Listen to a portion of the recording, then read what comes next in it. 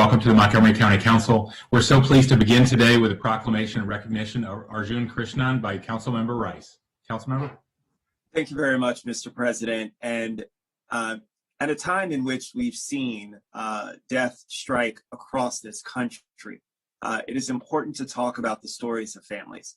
It is important to talk about the stories of families who have lost, but have also found resiliency through making sure that their voices are heard, empowering those to talk about grief, to talk about their feelings, to talk about how they miss their loved ones. Many don't know, but before actually joining the Montgomery County Council, I served on the Victim Services Advisory Board for a number of years because I unfortunately had suffered a tragedy in my own family. And it was incredibly important to understand that everybody deals with grief differently. And we should support everyone in terms of how they work through that process of understanding the loss of a loved one, why it happens, and how important it is, especially for children, to give them opportunities and ways in which they can make sure that their voice is heard, that they can get out whatever pain they may have, but also celebrate in the joy of the life and memory of the person that they may have lost. And that couldn't be a more shining example than Arjun Krishnan, a young man who really told a story about his mother whom he lost. And joining us today is Arjun's father, Subbu Krishnan. I think I see his brother with him as well. And of course, his teachers, Ms. Z and Ms. Sweeney. We've got the principal at Jones Lane Elementary School, Ms. Carol Sample. So we want to, Dr. Carol Sample, excuse me. Don't want to take that away from you, doctor. And so certainly want to thank all of you for being here. But I just want to say one thing. Susan Kennedy and Mike Springer did an amazing job in terms of highlighting this story. And oftentimes these stories go untold about the power of a young hero, a person who sets an example for others about how to deal with grief, how brave it is to talk about it, how it's amazing to be able to tell this story because what you've done is you've enabled others and empowered others to do the same, to come up with different kinds of ways in which you can ensure that other young people like you who unfortunately may have experienced loss, to be able to talk about it, to be able to get those feelings out, and to rise to a different level in which you know that even though you may have lost, you've gained so much as well. I keep on my desk, and this is the honest truth, this book. It's on my desk, and it's actually signed by Arjun. And it's something that says a lot because when he has this article titled My Mom's Flan, and he says, I missed baking with my mom so much. Whenever my best friend's mothers would bake, I would be interested and want to know more. My dad didn't really cook or bake, kind of like me, Dad, so I understand. He worked hard and had so many other things to take care of after my mom passed away. But he would always tell me stories about how I used to bake with my mom and say that I was a natural at it. All of my friends' mothers would also encourage me. If that's not a village raising a child, I don't know what is.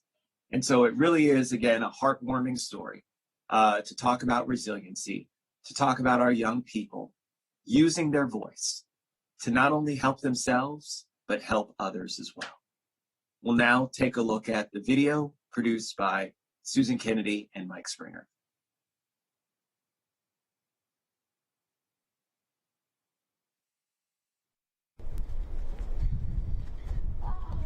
By all accounts, this looks like just a bunch of friends playing a little game of football. You'd never know one of these young men is already a published author. My mom made the best flan in the world. Arjun Krishnan is a fifth grader at Jones Lane Elementary School. Back in April, he entered the Barnes & Noble Children's Short Story Competition. Out of tens of thousands of entrants, Arjun's story, My Mom's Flan, was chosen to be a part of the 15-story book. Well, my dad told me about it, and then he asked if we could start a story about our mom, like my mom, and so and that's how it started. So we have me and a top chef. But there's more to the story here. My Mom's Flan was written in honor of his mother, Anjali, And then this is my mom holding me when I was a baby. who passed away suddenly when Arjun was just 7 years old. And this is He and his mother shared a special bond and a love of baking, and hanging on to those memories of his mom inspired him to put pen to paper. And tell me about the story that you wrote. Well, it was about my mom's flan and how she made it and how I made it for Thanksgiving. And so you remember your mom's flan? Yes, it was so good. So a couple of years after his mom passed, Arjun decided he wanted to make his mom's flan for Thanksgiving. And this is the flan recipe. Yes, this is the recipe. And this is her handwriting. Yes. He teamed up with his friend's mom, Chandra, who has stepped in and helped Arjun grow his baking skills. As the story tells it, the first run was a flop. We did everything, but this was the confusing part. It said evaporated milk plus 1 can of water, and on top of it 1 can of milk. So then we just thought, me and Chandra, that we thought, why don't we add both, just to see how it works to start. And then so when we did it, the flavor was correct, the consistency was a problem, too much liquid. But they finally were able to recreate his mom's flan just as he remembered it. The next time we decided to take out the water, and then it worked. And then finally we did it one more time before Thanksgiving, like probably on a Tuesday, and then we brought it to Thanksgiving. Everyone loved it. In writing My Mom's Flan, Arjun was able to showcase his creativity so well that it caught the eye of the CEO of Barnes & Noble, who wrote him a letter to congratulate him on his work and told him the story would be published. It's just like you're 1 in 1,000. Yeah. That's really hard. And then they just decided that it was really good and stories. And then so one day we got the results back, and then boom, we were in. This is a picture of when I met Anjali first. Oh. That was in Arjun's father, Sabu, says the support of the community following Anjali's death has meant the world to him and his boys. All of my friends' mothers would also encourage me. And now Arjun's story is a way to show those around them the difference they have made in his life. have this kind of a heartbreaking yet heartwarming tale of family and friends being together, and that's what's the most important thing. I think that just resonates in this, not only on a personal space, but just on a community and a global level. What this story resonates, and we are very thankful to be able to express it. Councilmember Craig Rice chairs the Education Committee. It's really cool to be able to see a young author give you an autograph. Arjun sent him his own autographed copy of the book, which he says is a testament of resilience. Arjun, to you I say thank you. Thank you for setting an example. Thank you for showing how we can move past grief. Thank you for showing how we can live the legacy of people in our community that we may have lost and make sure that it lasts forever. So I got this from Aunt Kelly and Aunt Lori, and they know how much I like the edge of brownies. Arjun says he will keep his mom's memory alive by continuing to bake. Looking good. Looking good. And he's even thinking of one day going to culinary school. But for now, he's enjoying being a 10-year-old boy who loves to play football. And by giving the world his story of My Mom's Flan, he's hoping to make a difference. It just might help somebody else that doesn't have a mom, who's like just lost her, struggling, dad or mom. Doesn't matter, just struggling without one parent and having to have help from other people. And this is how like how you can regain that strength and still be happy without that parent. I'm excited to continue baking many things just like my mom. Oh, very good. Very, very good. Wow. I'm going to turn it over to Susan Kennedy before I start crying. So, Susan. Mike's going to say something first. Hi, Arjun. Hey, I have a very important question for you, Arjun. You were wearing your TJ Watt uniform. Your TJ, you were JJ Watt uniform the other day. And he was with the Houston Texans. Now he's with the Arizona Cardinals. What are you going to do? You're going to buy a new one?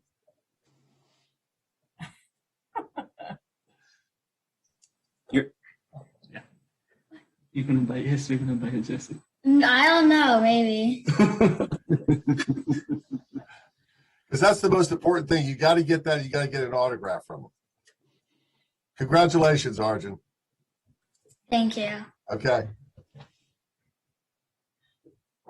Arjun, I have to tell you that one of the best parts of my job is when I get to meet people like you and your dad and your brother.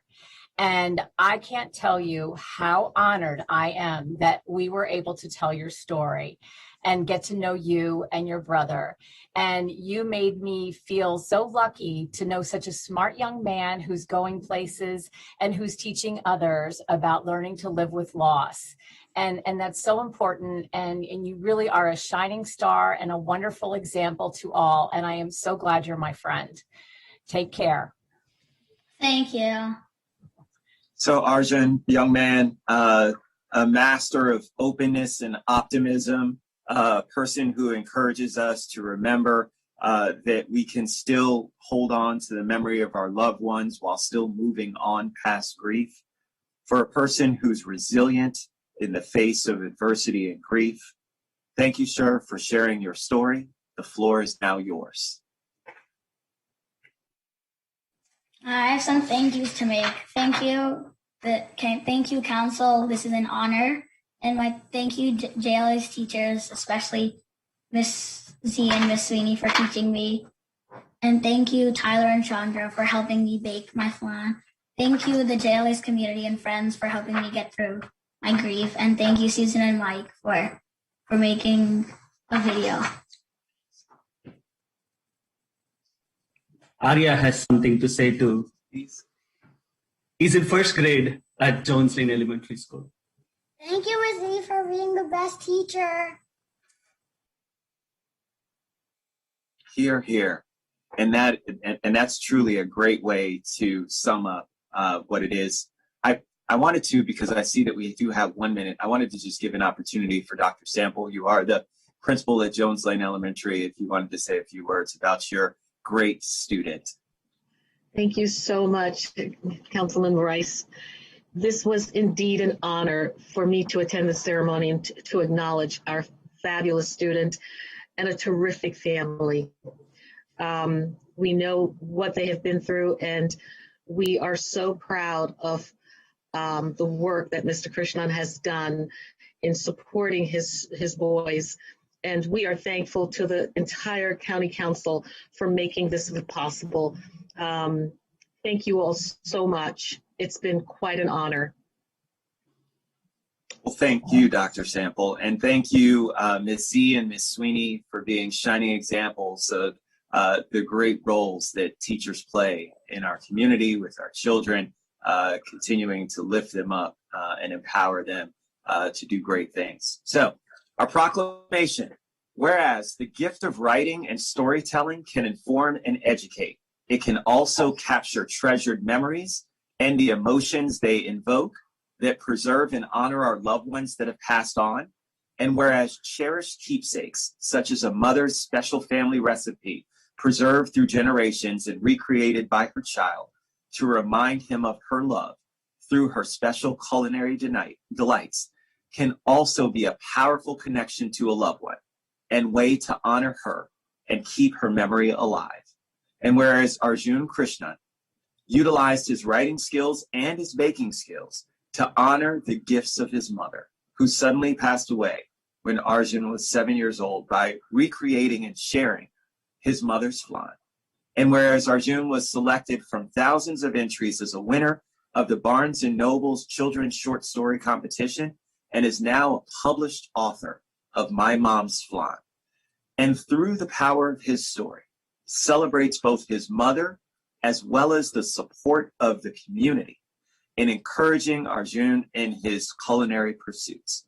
Now, therefore, be it resolved that the County Council of Montgomery County, Maryland, recognizes and honors Arjun Krishnan, and be it further resolved that the County Council shares its utmost appreciation for the example he has shown us in celebrating his mother through the power of storytelling. Presented this second day of March in the year 2021, signed by myself and our council president, Tom Hucker. Arjun, congratulations, sir. Thank you so much. Thank you so much. If I may add just for a couple of seconds, thank you so much, Councilman Rice and Councilmember Rice and the council. This is an honor, privilege, pleasure to be here. And for somebody like us who don't have any close family here in this country, even after being here for 23 years, for me, friendships are the most important thing. I tell my boys, the value of friendships is priceless, and mentors, and being in a community with such wonderful people supporting us, with amazing teachers like Ms. Z and Ms. Sweeney, under the care of Dr. Sample, and this whole, it's all about community, and we are so thankful and grateful to be in Montgomery County. I can't even begin to tell you. I just want to tell you that everybody in India, it's morning over there. They're waiting for my call back. They are my parents. Anjali's mom is waiting to hear about this. Everybody in India is waiting to hear about this. They send you their thanks. They send you their love. They send you my mom said, their blessings, that thank you for taking care of my children and my children's children. So thank you so much. Well, that's the message for the day, Council President. Certainly, truly is community and what it can do. So thank you very much. Congratulations. I turn it back over to you, Mr. President. Take care, Arjun. Take care, Krishnan family. Take care, Jones Lane Elementary. Congratulations. Thank you so much for joining us. Thank you, Councilmember Rice, and thanks to Susan and Mike as well. What an inspiring story. Next, we have a proclamation commemorating Women's History Month, Women at the Forefront of the COVID-19 Battle, by Councilmember Navarro. Councilmember? Thank you, Mr. President, and what an uplifting way to start the day. The power of the mother's love, women at the forefront of so many issues and so many things. And so today we are commemorating Women's History Month, and the theme that I thought would be appropriate was women at the forefront of the COVID-19 battle. It is absolutely the case that women have disproportionately been impacted by this pandemic, while absolutely being at the forefront of mitigating the impact to families out there as healthcare workers, leading the charge when it comes to distributing necessities like food and other types of very important relief items to our community, making sure that information about the disproportionate impact is being shared, ensuring that information that is culturally appropriate is also part of the way to battle this pandemic, and providing support and comfort. And all of this has been absolutely critical to the response to this pandemic and ways of mitigating what has obviously been such a difficult time and continues to be a challenge for us. And so today we have just a small sample of the finest that Montgomery County is fortunate to have in our communities, working in very different ways, as I said, to mitigate this impact.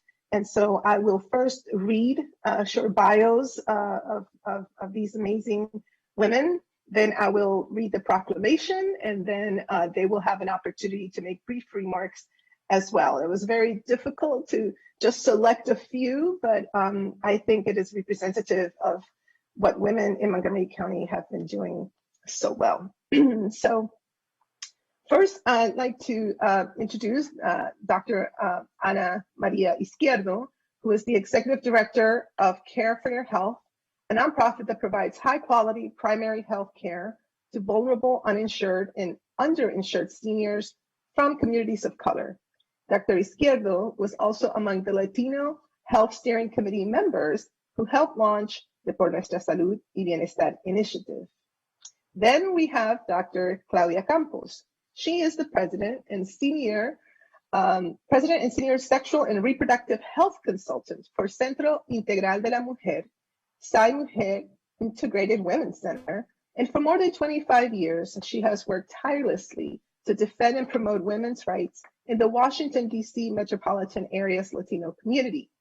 She has been providing critical information via social media, Zoom meetings, television, and radio to Spanish-speaking constituents during the pandemic. We also have Morgan Wortham. She is the managing director for the Maryland's Women's Business Center, where she leads a team of experienced counselors and trainers who provide essential services to women entrepreneurs and empower them to launch and grow successful women-owned businesses in Maryland's capital region. They have been another key partner with the county as we provided relief to our business community affected by the COVID-19 pandemic. We have with us Marta Jimenez, who is the Montgomery County Senior Business Counselor for the Maryland Business Center. Marta has more than 25 years experience in business administration, and throughout her career, she has built a reputation for developing successful business strategies and new channels for business development during the pandemic. Marta has been at the forefront of providing bilingual information and assisting the county's small businesses gain access to the different federal, state, and local relief programs. We have with us Kate Liu. She's a division director of Health and Human Services Division of the Chinese Culture and Community Services Center, Inc., also known as CCACC. Since 2011, she led the clinic to develop from a one-day per week volunteer clinic to a professional health clinic with comprehensive services to vulnerable professionals and populations.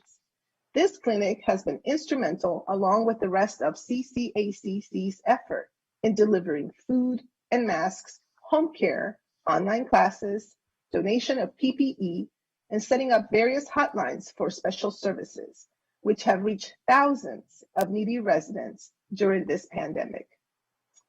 We have also with us Reverend Kendra Smith. She serves as the go-lead at Kingdom Fellowship AME Church. At the onset of the pandemic, the county partnered with Kingdom Fellowship AME Church to serve as the consolidated hub for the East County. Since March 2020, with Reverend Smith's leadership, Kingdom Fellowship AME Church has provided nearly 500,000 pounds of free groceries to over 33,000 households at 5 distribution sites. On behalf of the church, Reverend Smith has formed partnerships and conducted a lot of coordination with many community stakeholders to bring vital assistance to our constituents. Recently, the Governor's Office of Service and Volunteerism awarded Reverend Smith a service award in the faith-based category. Also with us today, we have representatives from the Montgomery County Commission for Women. We have Donna Rojas, President, Jody Finkelstein, Director, Isabel Argotti, Commissioner. And as we all know, since its founding, the Commission for Women has fought for women's equality in Montgomery County and throughout the state of Maryland. Their work has led to policies and programs to eliminate gender and racial disparities. Last year, they engaged in a virtual tour around the county and provided a space for women to share how they have been impacted by the COVID-19 pandemic. The current social climate and other concerns were also explored. This feedback has helped guide much of the Commission's work that is underway, and it informs policymakers so we can also address many of the issues that are facing our communities, and especially women. I want to thank all of these amazing leaders who have been at the forefront of this COVID-19 pandemic. We know that we can only make a difference by partnering with the private, public, and faith-based sectors to deliver relief during this crisis. These extraordinary women in front of you today are just some of the many incredible county women who are going above and beyond during this time of crisis. Now let me read the proclamation, and then we will hear from these extraordinary ladies that are now part of this celebration of Women's History Month. The proclamation reads, whereas in February 1980, President Jimmy Carter issued the first presidential proclamation declaring the week of March 8th as National Women's History Week. And that same year, then Representative Barbara Mikulski and Senator Orrin Hatch co-sponsored a congressional resolution for National Women's History Week. And whereas in 1987, Congress passed a proclamation extending this week into a month and establishing March as Women's History Month to continue to celebrate the courage, foresight, and creativity of women of every race, class, and ethnic background, making positive contributions to our nation. And whereas throughout the history of our county and nation, women from all walks of life have led movements for social and economic justice, shattered glass ceilings, made groundbreaking scientific discoveries, enriched our culture in the arts and humanities, and served with valor in the military. And whereas around the world, women are shining through as outstanding leaders as we continue to battle the COVID-19 virus. Locally, we have witnessed the leadership and resiliency of women who have been at the forefront of the COVID-19 global pandemic, fighting and leading the response and recovery efforts. And whereas as we reflect on the achievements made by women throughout history, let us uphold the responsibility that falls on all of us and recommit ourselves to fight for equity and women's rights so we can lift our societies to a better level of collective well-being. Now, therefore, be it resolved, the County Council of Montgomery County, Maryland, hereby recognizes March 2021 as Women's History Month in Montgomery County and calls upon government officials, business and industry leaders, educators, and all people of Montgomery County to observe this month with appropriate virtual programs to honor the enormous contributions women have made and continue to make. Presented on this second day of March in the year 2021, signed by Councilmember Navarro, myself, and Council President Hucker. And I would be remiss if I didn't, of course, point out that one particular glass has been shattered significantly with the election of our Vice President Kamala Harris. And for that, we are inspired and we celebrate the fact that so many little girls are able to see her and aspire to be her as well. So with that, we will hear from some of our extraordinary guests. Let me first ask Dr. Izquierdo to make some brief remarks. And of course, we unfortunately have to be brief because we do have an agenda, but I wanted to make sure that we could hear from some of you. Okay, Dr. Ana Maria Izquierdo. For some reason, we can't hear you. Are you muted? Let's see. I don't know. Are we having technical issues? Oh. Oh.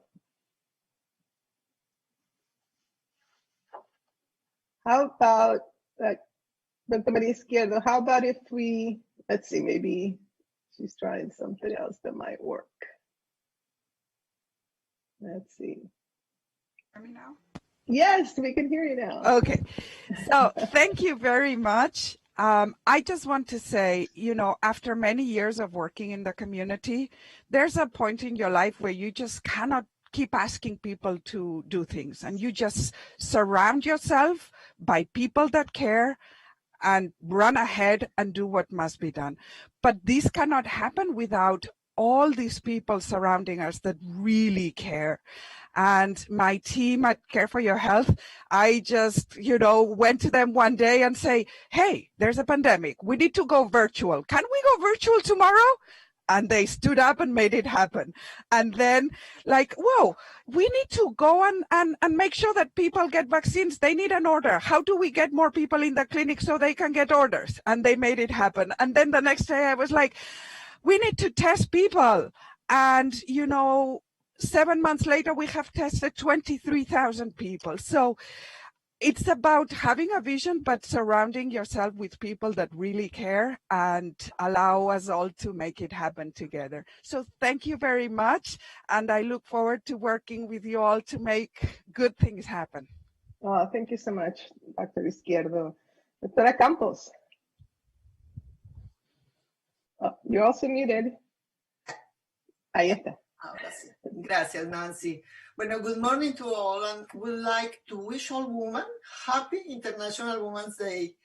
Thanks to the council member and especially Nancy and for your support, leadership, and put the name of Latinas on the top. You are a pride for us. We love you. My name is Claudia Campos. I'm Latina woman, an immigrant for 23 years.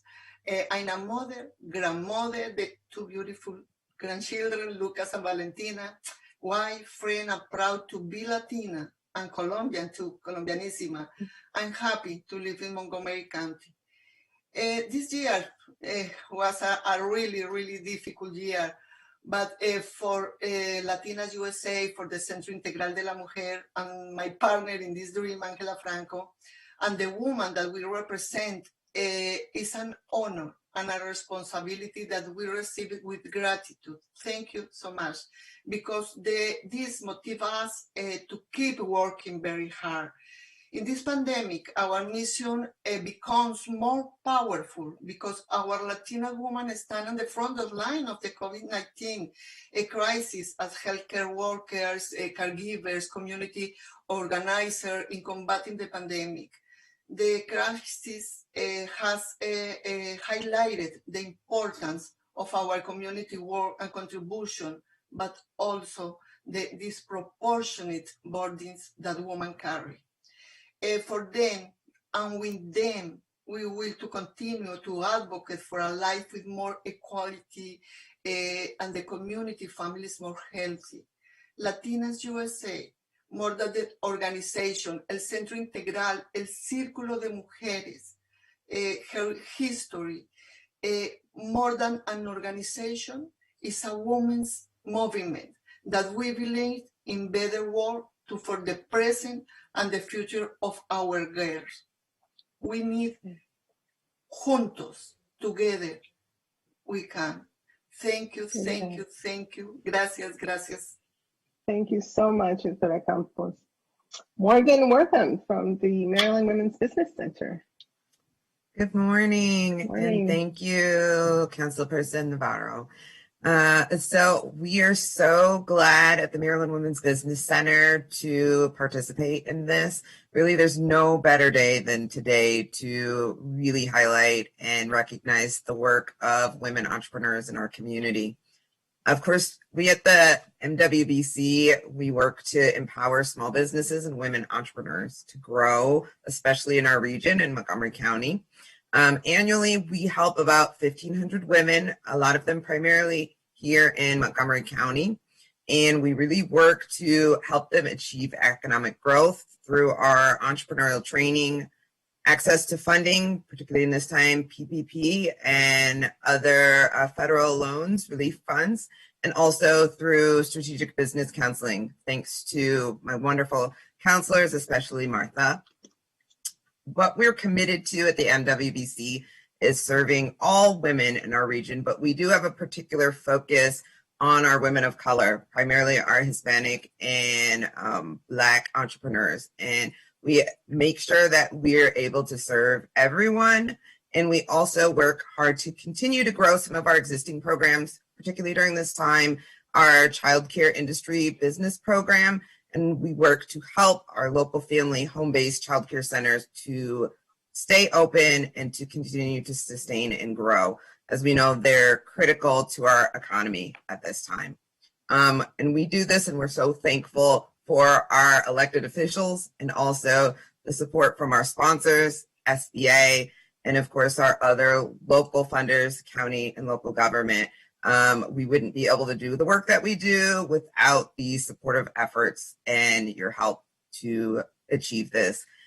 We really hope to continue to sustain and add value for women entrepreneurs in our region who seek our services and also for the communities we serve. And I'm just so thankful for the tireless work of my staff. And Martha, if you want to also say a couple words, if that's okay, very quickly. Absolutely, thank you.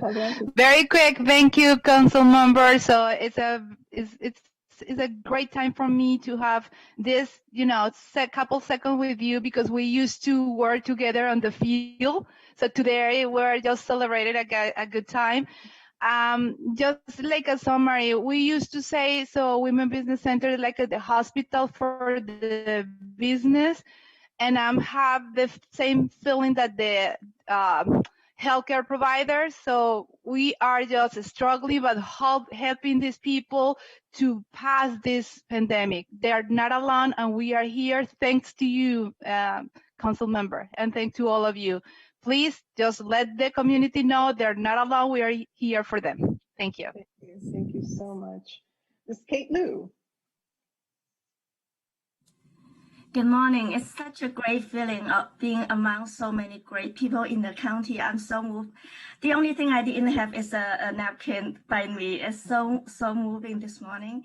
And very grateful that I was on the list, and it was a surprise for me. So my journey with COVID I have a longer journey because I was in China January last year, and I've been through quarantine at that time. And when I go through the border, nothing happened. I talk to myself, I have to do something. Then and last year, February 7th, we met with Dr. Gales. He's already there. With a group of community doctors. And from that time on, our mindset is what we can do. And pandemic is the first time for anybody. We don't have a menu. We don't know what to do. We just go by our heart and observe and listen to the community and see what's the need. So after 1 year, we've been a long journey, and I'm very happy. Last Saturday, with the support from Dr. Gale and the county and Department of Health, we were able to give the vaccine to 280 senior 75 above who had no way to register the vaccine. They don't have the phone number that works. They don't have the email that can reach them. So a team of volunteers go to 3 apartment clinics just to sign them up with their own emails. And we are going to visit those clinics again for the second dose. And we make more than 1,000 phone calls to reach these people.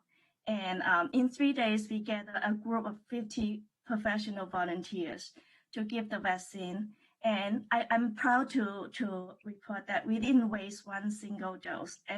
Everything goes perfect. So it was not for me. I think without a group, without all these great people in Montgomery County, this couldn't have happened. I don't know whether the vaccine ends the pandemic, but I am confident with this spirit, we can go a long way, no matter what's ahead of us. Thank you. Absolutely. Thank you so much, Ms. Liu. Ms. Donna Rojas. Good morning. Thank you, President Hucker, Vice President Albanaz, Councilmember Navarro, and members of the County Council. It's an honor and pleasure to receive this proclamation commemorating Women's History Month on behalf of the Montgomery County Commission for Women. Councilmember Navarro, we thank you for being the voice of women in Montgomery County. Still, we hope that more women will run to balance our extraordinary county council in the next election of county council members.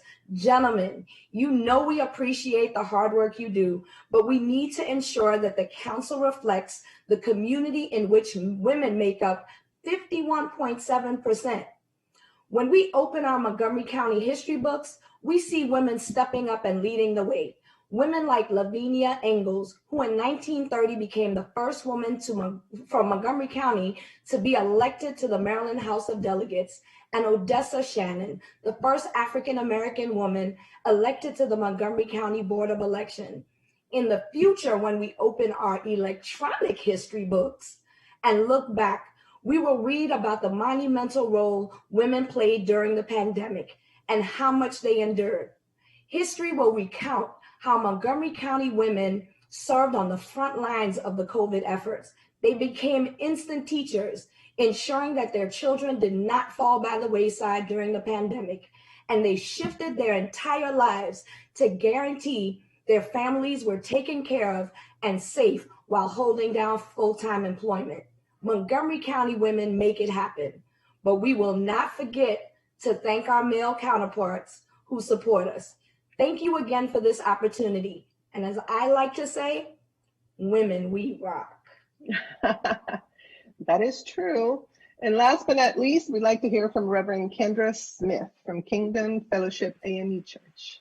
Reverend. Good morning. Good morning, everyone. Thank you so much, Councilmember Navarro, Councilmember Hucker, and all of the entire County Council. This is indeed an honor and a privilege. It is our heart at Kingdom Fellowship AME Church to serve. That is who we are, and it has been a testament to partnership with faith-based organizations and faith-based communities. We are so excited about this opportunity that we believe God has given for us to be present in our communities. I represent only one person of hundreds in our church and in our community that are serving every week.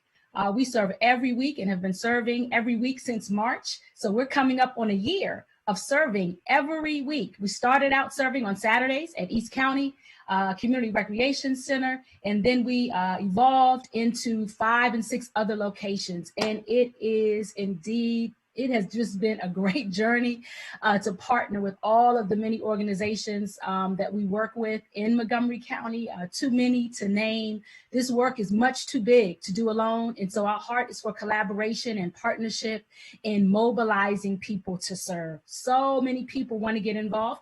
They don't always know where or how. And it is our job, we believe, at Kingdom Fellowship AME Church and serving as the East County Services Consolidation Hub to help make those connections, to help people partner together, that we might be community where we are most needed. And so thank you again for this honor and this privilege. I am extremely grateful to God for this time, but especially I just want to commit being present and serving wherever we need to be during this great time and difficult time that we're in right now. Thank you so much. Thank you, Reverend Smith. And with that, all I can say is, of course, deep appreciation to all of you. I think that it's clear to those who are perhaps watching that Montgomery County is rich in this extraordinary asset that is community. And it has come together to help us mitigate this extraordinary time. And so I'm grateful for each of you, and I celebrate each of you. And as one of you said, let's hope that, past 2022, there would be some other women sitting on the dais as well, because it is important for us to be at every single decision-making table that exists. Thank you very much. And with that, I pass it on to our council president, Tom Hucker. Thank you, ladies. Have a great day. Thank you all so much. What an inspiring way to begin our day. Thank you so much, Councilmember Navarro and Councilmember Rice. All right, colleagues, nice to see your faces. Welcome back, everyone, to the Montgomery County Council. If you're just joining us, Madam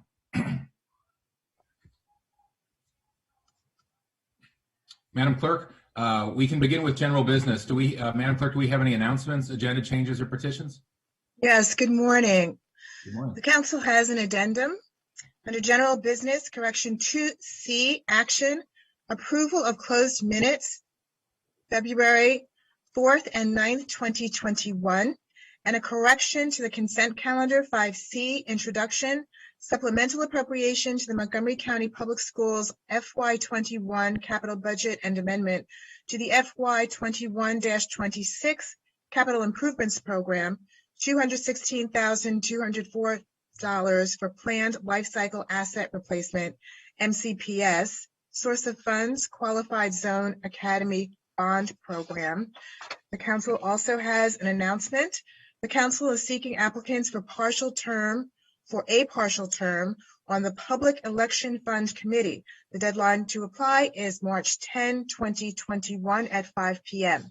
The council has received one petition from residents of Montgomery County supporting the reopening of cigar lounges in Montgomery County. That is all, Mr. President. Thank you so much, Madam Clerk. Really appreciate it. The clerk also, colleagues, has distributed the minutes to council members prior to the meeting for the meetings of November 10th, 12th, 16th, and 17th, and the closed sessions on February 4th and 9th. Are there any changes you want to suggest? Hearing no objection, the minutes are approved as submitted. Now the council will sit as the Board of Health. Dr. Gales and Dr. Stoddard, are you with us? Terrific. Sure. Dr. Gales, let me be the latest to congratulate you on the terrific job you did on 60 Minutes, explaining the importance of distributing more vaccines to county health departments, and especially following our equitable approach to make sure our limited doses get into the arms of our top priority residents. Please go ahead with your briefing. We're looking forward to it. Good morning, Dr. Bridgers and Dr. Kroll as well. Sorry. No worries. Good morning. Thank you, Council President Hucker, and always good to be with you all. And as I mentioned yesterday in another meeting, I was excited to be able to represent Montgomery County and also represent all of the health departments across the state, because while we were the one that was featured, all of the health departments across the state are doing great things and getting out a high percentage of the doses that are allotted, contrary to what you might hear others spin in terms of their tweets and other messages that they put out. We're not interested in tweets. We're interested in getting doses into the arms of our residents, and that's what we are focused on. I was also very excited about the opportunity, and for those of you who saw it, is all of the members of our team and all folks got a chance to see all of the different moving parts that are part of the pandemic response and part of the vaccine response.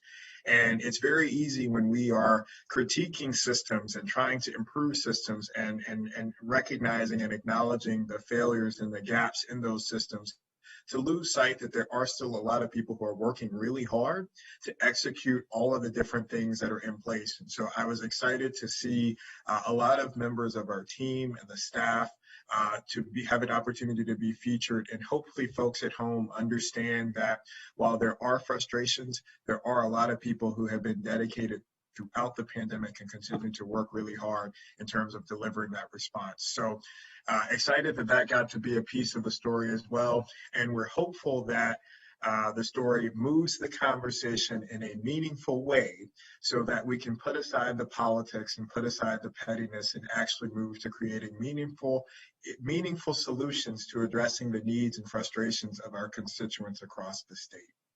So with that said, I would like to emphasize a few key points before we get into the Pulse report to provide some updates. Cases have improved, but they have plateaued to some degree and we continue to monitor. In fact, the CDC director, Dr. Walensky, yesterday made a statement that emphasized the lack of desire to reopen significant parts of our communities and societies. And this was her exact quote yesterday. Please hear me clearly. At this level of cases with variant spreading, we stand to completely lose the hard-earned ground we have gained.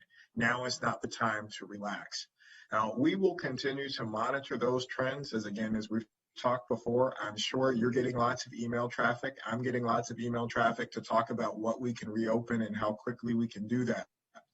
We continue to be optimistic based upon the numbers and how they're improving, but at the same time, we do have some concerns about developing a better, broader understanding of the impact of variant strains, which we know are more contagious and easier transmitted, to determine what their potential impact is on our communities and societies, to help determine what type of guidance we put forward, at least from a public health perspective. So for folks watching at home, we are continuing to monitor the numbers and continuing to monitor the trends, but we also are making sure that the guidance we put forward does not move too quickly so that all of the gains that we've seen over the last several weeks are not lost. When we look at our numbers, which I'll show you briefly, on the Pulse report, you'll see that we still have, even though it's improved, the number still fits into the high risk of transmission range per CDC, and it's actually at a higher level than where we were when we saw the beginning of our second peak earlier in late summer and early fall. I would also like to highlight, and I was on for part of the presentation, the first part of this morning's session, and Kate Liu from CCACC talked about the work that they did this weekend in standing up a clinical opportunity. We use this as a pilot to test being able to support community agencies to stand up vaccine opportunities, and they were able to provide vaccinations in partnership with HHS of nearly 300 individuals within their community. And we know that, again, with email traffic, you're getting requests to stand up clinics and groups are interested. We're getting a lot of those requests as well. And we're continuing to explore building that infrastructure and creating frameworks for those opportunities to happen. Right now, clearly the rate limiting step is, particularly if the county apparatus is expected to support those, is the vaccine dose capacity.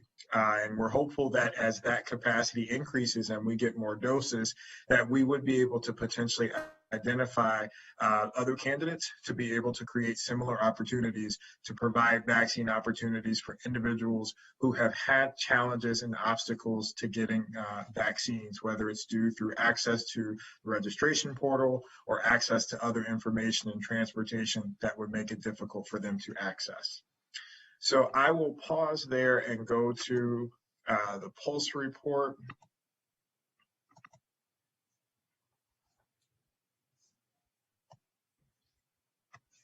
And just run through this really quickly because I would like to make some comments about the Johnson & Johnson vaccine that was announced over the weekend and approved. And I anticipate that you probably have a few questions about that. So let's go through here. Again, this is just numbers to show how we have progressed in terms of providing vaccines to our residents. As of yesterday, we vaccinated over nearly 14.5% of our population, which is higher than the statewide average of 13.5. And we are again increasing the number of second shots that we have provided to our residents. As it currently stands, we are providing those. The county apparatus is providing doses to 1A and 1B Tier 1 groups, and that's groups over the age of 75. And we have made every effort as best as we can over the latter part of last week and through the weekend to send registration links for clinic appointments to everyone who's over the age of 75 who's pre-registered in our system. We're working hard to get those folks in as quickly as we can so that we can anticipate moving to the next prioritization groups, at least from the county apparatus, because to remind folks, any other venue throughout the county is vaccinating and providing vaccination to 1A, 1B, and 1C groups. Our hope is that our next, we would move next to include the remainder of 1B, as well as individuals who are over the age of 65. This shows you how many doses have been administered by county, including first and second. On the left is the number of doses, the raw number of doses administered, and the right is the percentage of population that has been covered within that. And this shows you how it breaks down in terms of the number of doses that have been provided versus the number of doses that are allocated. And this includes those doses for this upcoming week's allocation for first doses and second doses. And this shows you the percentage administered by each of the counties that they have received. And again, this number fluctuates because if you had taken it yesterday, we would have been well over 98, 99%, but this includes this upcoming week's allotment of doses that stretches that out a little bit more. This shows you the pre-registrations over time. Again, we do see significant gaps in terms of by race and ethnicity matching up with county population. There has been some improvement in this.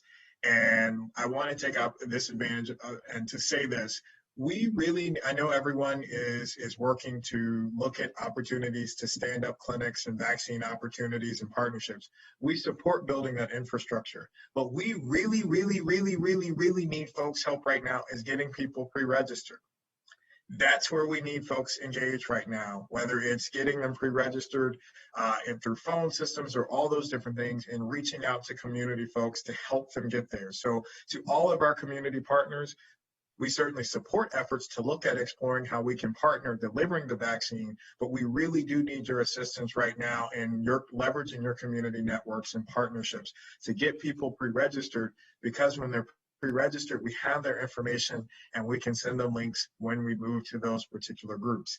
And for folks watching at home, Councilmember Jawando's point to the millions watching at home, we need you to also pre-register in the system, particularly if you're over the age of 65, as well as if you're part of those essential employee groups designated in groups 1B, Tier 2, and Tier 3. Because, again, can't say definitively when that's going to happen, but in the near future, we hope to be able to move to providing vaccine opportunities to your groups. And we need to have your information So when that green light goes on, that we're able to provide those links to you because we have your information in the system. This just shows statistics by different occupation. This shows that you can see pre-registrations are increasing in our younger age groups, the 18 to 64 group, a little bit down, 65 to 64. And again, we need that number to go up because you're going to be a part of the next category that we provide vaccines to. Encouraging, though, we're seeing a little bit of an uptick in registration in our communities of color. And this shows you a breakdown of how that pre-registration maps out in terms of our census tracts. We still have significant ways to go in terms of some of these communities that have redder districts, if you will, because that also lines up with, unfortunately, communities that have been hit harder with COVID-19 so far. And because of that information, here are the zip codes that have been prioritized as tier 1 zip codes based upon the number of cases and the number of fatalities so far experiencing the pandemic, and particularly over the last 90 days. And this is a schematic to show how the breakdown is for overall vaccines administered through the county by race and ethnicity. Again, you can see we have some improvement and room to grow, certainly. And this breaks it down by the 75 and up population in terms of the percent vaccinated versus the percent of county population. Less gaps, but still some disparities there in terms of the particular outcomes. And just to remind folks, the reason why we have focused on age is because you see the relative risk of having a COVID-related fatality if you contract COVID is significantly higher as your age increases. And so we see it from, when you move from 60 to 69, the relative risk is 3 times higher. And when you move from 70 to 79 to over 80, the relative risk is 4 times higher of having a COVID fatality. All right, so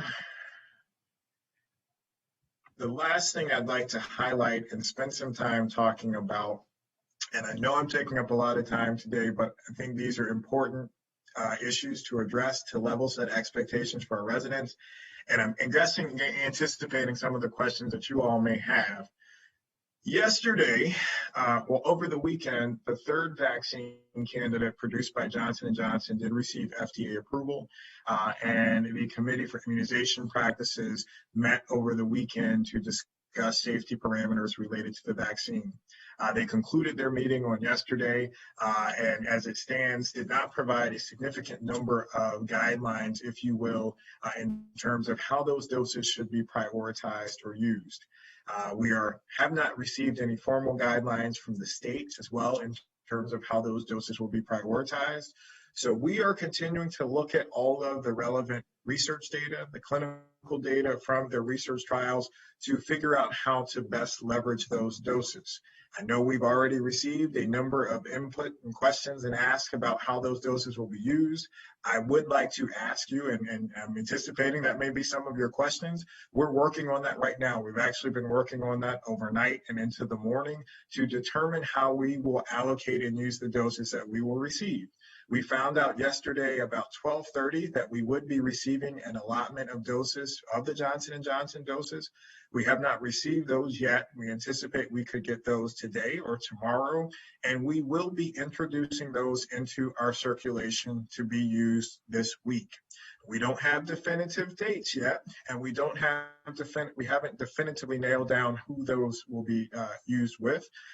So please stay tuned and exercise your patience. So if that's a question on your list, hold off. We're working on it, and we will be moving to address that.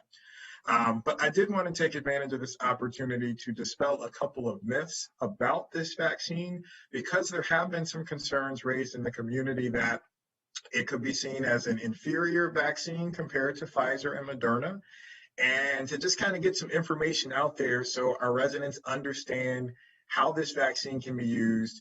And yes, it is a safe, viable option for individuals within our society to use, particularly within our jurisdiction. So We are working to train staff on the administration of the vaccine and building out clinical schedules. We're continuing to review the guidelines that we've received so far, as well as work with our regional partners and those other health officers across the state to make sure that we are using it in a uniform way. And I just want to hear a few important points. The Johnson & Johnson vaccine has been tested in a number of diverse places, including places where variant strains have had higher numbers. For example, a significant portion of their clinical research trial was conducted in South Africa, where we know that one of the variant strains that is on the rise was present. The global efficacy of the Johnson & Johnson vaccine was 66% against moderate to severe illness, 85% effective against severe disease, and 100% effective at preventing death, as well as hospitalizations. 100%. No one who got the vaccine died from COVID-19. So just want to emphasize that 100% effective at preventing death and hospitalizations. It was tested again in different populations at different times, more recently than the first two candidates. And I bring that up because there has been concern about those other vaccines being able to cover the variant strains. So far, the information has shown that they are effective against those. But the Johnson & Johnson dose was tested more recently, where we know that there may have been more exposure of individuals to those variant strains within those trials. And that included over 44,000 individuals in the United States, South Africa, and Latin America. And again, more recently with the potential presence of those variant strains. Now, there has been some concerns. Some of the data suggested that the efficacy was lower in individuals over the age of 60, that it dropped from 66% to 42%. In participants who were over the age of 60 with underlying medical conditions and comorbidities. Yet, there are concerns about that, in terms of the strength of that information. And again, ACIP did not, as best as I can recall, has yet to put out any guidance in terms of contraindications based upon age or any type of condition. There was concern about the strength of that data because there were fewer participants and a lower incidence of COVID-19 cases in that particular age group, and a greater proportion of those who participants were unblinded in the study because they became eligible for other authorized vaccines during the trial. So the takeaway is that the lower efficacy rating that you may hear about could just actually reflect some imprecision associated with a smaller number of cases. It does not mean that the vaccine isn't safe for seniors with comorbidities, but it does mean that we, along with everyone else, will continue to monitor and watch for more data about the safety and effectiveness within that population group. And again, await further guidelines from groups such as ACIP in terms of how we move forward.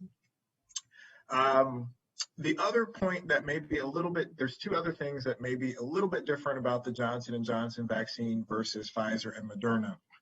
Protection against moderate to severe disease starts about 2 weeks, it gets maximized 2 weeks after people get vaccinated. This is a little bit different from our Pfizer and Moderna vaccines, where to get that maximum peak of 95% protection, that is achieved 2 weeks after the second dose of the vaccine. By 4 weeks after the shot, the data from the clinical trials show that there were no hospitalizations or deaths associated with COVID for those individuals who were vaccinated. Now, the Johnson & Johnson vaccine also uses a slightly different technology from Moderna and Pfizer. The Johnson & Johnson vaccine uses viral vector technology. And what that means is a common cold virus, adenovirus, is genetically engineered so that it can infect cells to provide the information to produce the immune response, but it does not spread to the body, it does not replicate there, and you will not develop a secondary illness or a cold because that was introduced into your body. It simply presents a copy of the virus in simplistic terms, presents a copy of the virus into your cells to mount an immune response so that your body can build memory in terms of providing the necessary defense against the virus if you encounter it in the future. So I will stop there, but wanting to just take the opportunity to dispel those myths so that if individuals are presented the opportunity to receive that vaccine, they do not see it as I'm getting a lesser opportunity to get the vaccine, and that there is an opportunity to receive adequate, fair protection against COVID, as well as protection against some of the severe secondary consequences unvaccinated individuals may encounter. There's still lots of questions to be asked, but we anticipate, again, we're continuing to work to get that information out and hope to be able to provide more information to the general public about those vaccine opportunities associated with this new vaccine in the very, very near future. So please stay tuned. I will stop there. Sorry, I took up a fair amount of time, but I thought it was important to get that information out to our general public. I'll turn the floor over to Dr. Kroll or Dr. Stoddard, but happy to answer any questions. Thank you. Thank you. Dr. Kroll, do you want to speak next, or I can start? Sure, I'll go ahead and jump in because I think it's relevant. It ties into questions that I've seen in the package this morning, and I think that it also ties, as we think about vaccination, into equity issues that I know folks have raised. So I'm going to try, if I have capacity, to share a quick screen, and I'll do this very quickly for you all, and then we can just go go on from there and any questions that you might have. So I want to just give you all an update on the equity plan and where we are in terms of this rollout and the impact that it is having in the county.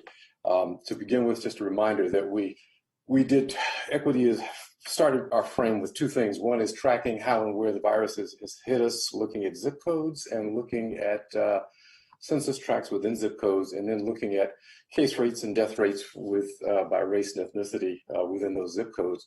And then using that information as to guide our distribution efforts to make sure that we were allocating higher percentages of vaccine to high impact zip codes and allocating based on race and ethnicity. And then using a pre-registration system to ensure that we were not doing first come, first serve, to make sure that the state, that folks had an alternative to chasing vaccine through the state system and especially for our older population. When we set this out, these were the initial priority top 1 zip codes that we set in place and decided based on the data that we were targeting allocation of doses. And I think the other thing that as we went through this process, we realized that we needed to expand out to include our second tiers, other areas that have been highly impacted as well, so that we will continue to hit high impact areas and target doses to specific communities that were impacted by this. So this is a before and after shot of where we were vaccinating and where vaccinations were being received, 75-year-old and up population for the county. And this is after we implemented the framework for equity in the county. What you see is a notable shift in how vaccines were distributed. We didn't stop distributing where we were, we just focused our emphasis in those targeted high impact areas. And just for reference, you all have seen this before. But I'll show you this again. This is the right side compared to where we tracked COVID cases over the last 3 months. And so you'll see the east of 270 and going north and south, where we have begun to target doses and showing some impact in terms of people who are being vaccinated in relation to where the impact has been greatest. So there's some sense that we're getting doses to where they need to be, and that the framework is having the effect.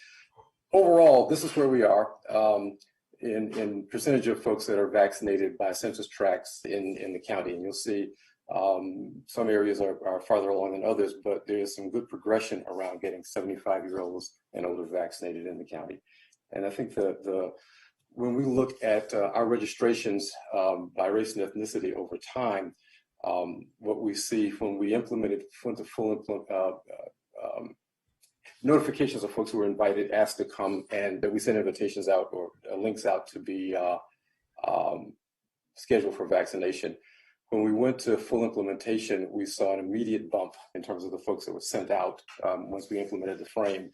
And then we saw a gradual tapering down of that. And that is the 75 plus effect of us running through all of the people by race and ethnicity who had pre-registered for vaccinations, and then expanding out our group. The expansion out beyond to the second tiers as we exhausted that list. You see the numbers start to go back up for a moment. It also coincides with our move to East County a weekend ago to do some weekend vaccination. So you see the numbers jump again, and then they start to decline again. It points to some challenges that we have with this, I think. That we pre-register, and getting folks to pre-register is a challenge. And if we don't have folks pre-registering, we're not holding vaccine, we're distributing vaccine because we want to get vaccines out to everybody. But it does point to a need to do a harder push around pre-registration and getting folks in. So for updates on this, I think we will be updating our 90-day case rate and looking to see where the virus is moving to make sure we are still on top of that piece of the puzzle.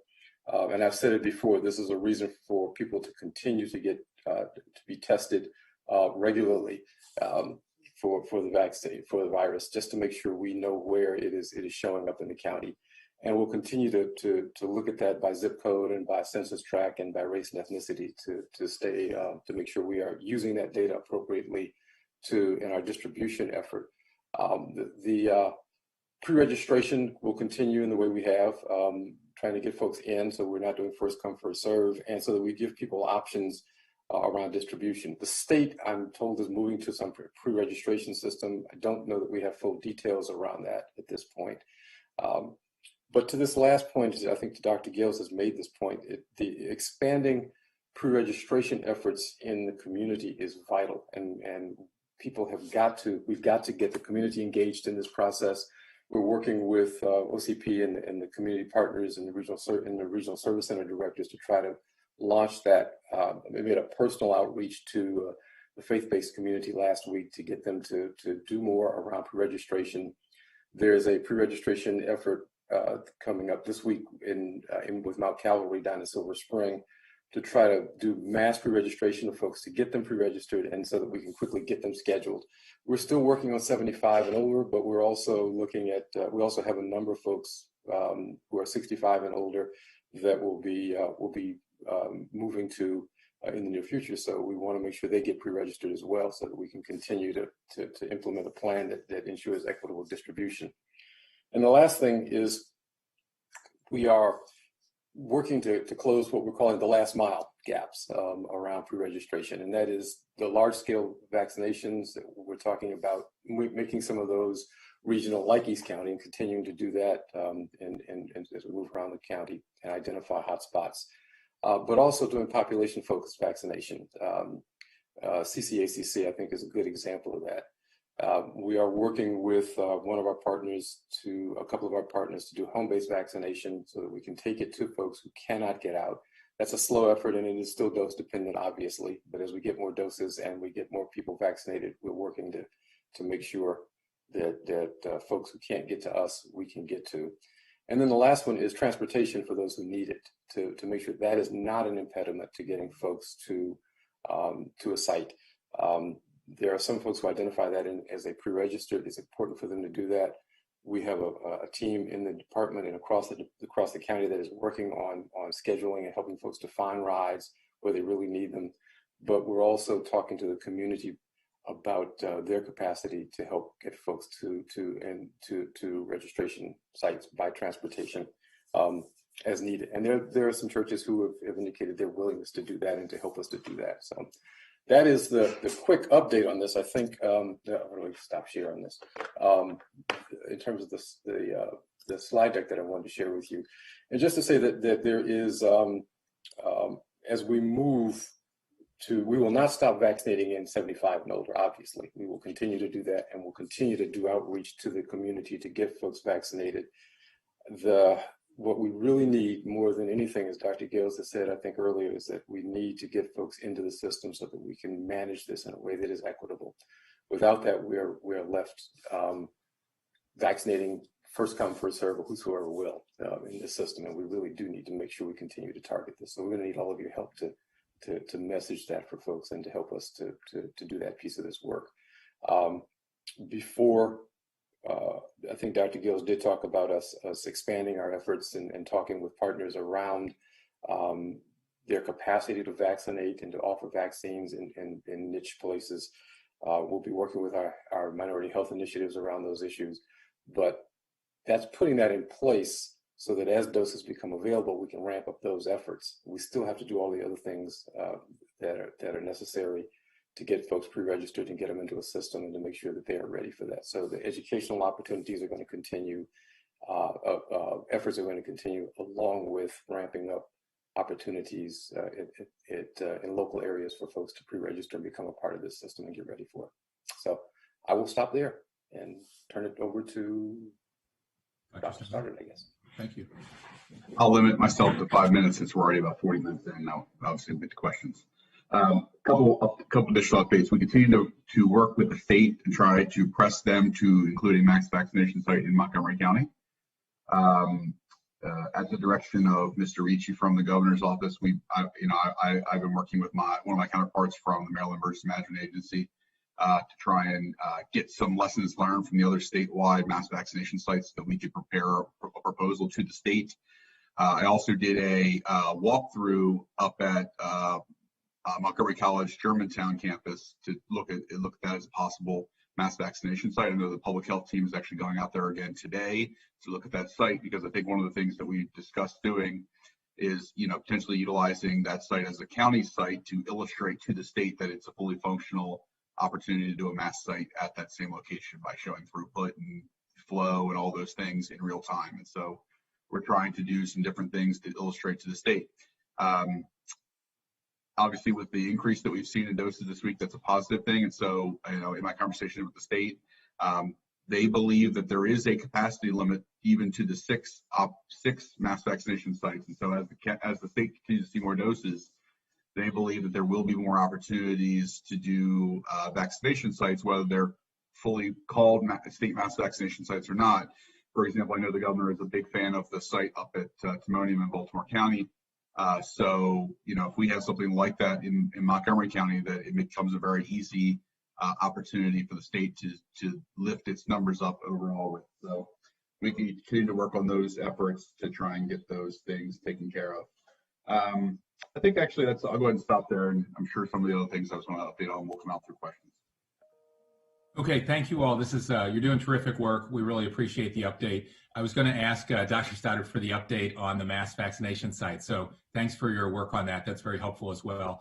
I have a long list of colleagues that want to ask you a question. Let me just begin by asking you, though, the state was supposed to have an update to the PrepMod system last Friday that would disallow residents from would customize the appointment link so they can't be shared. And then on Friday, I think you told us that the correction was being delayed for the 5th time. Has there been an update to that system since then?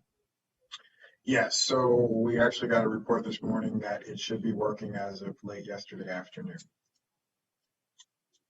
And so I talked to Sean from Public Health, and he said that they're going to begin to integrate it for use, particularly with second doses, because they just want to make sure that it's stable and working the way it's supposed to before we assume it's working fully, as this is the 5th attempt to get it working. So we're doing a trust but verify setup with the new system, and so those links, they're going to be utilizing that new system today and then expand its use as we gain confidence.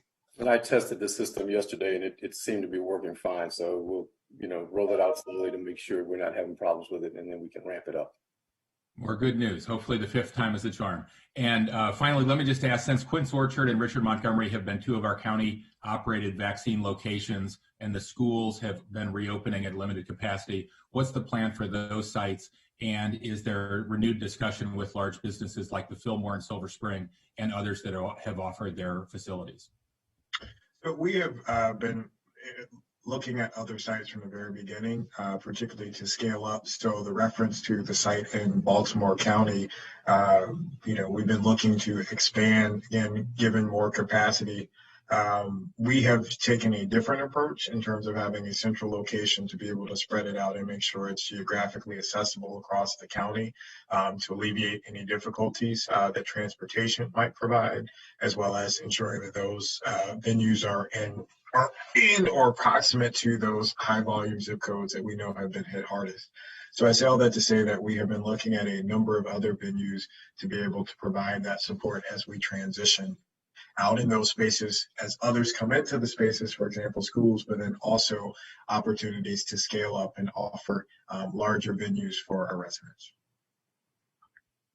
Terrific. Thank you. Okay, let me turn to colleagues. And I think we're going to stick to the 5-minute rule. Councilmember Glass. Thank you very much, Mr. President. Doctors, thank you very much for the update. And Dr. Gales, I too want to start by thanking you for representing us so well on 60 Minutes and for sharing with our community and the entire nation why we need more equitable distributions here in Maryland. So thank you. And as I've said before, I have confidence that President Biden and his administration will be able to improve the supply chain and increase the doses that are manufactured so that Governor Hogan will be able to provide us with all the doses that we need, being the state's largest and most diverse jurisdiction. And on that topic of equitable distribution, over the weekend, I received a number of emails and phone calls from municipal leaders, residents, and senior care organizations who expressed some concern and confusion about a vaccination event that occurred late last week and was organized by Giants Pharmacy. And as it has been shared with me, Giant vaccinated nearly 200 individuals, which is fantastic.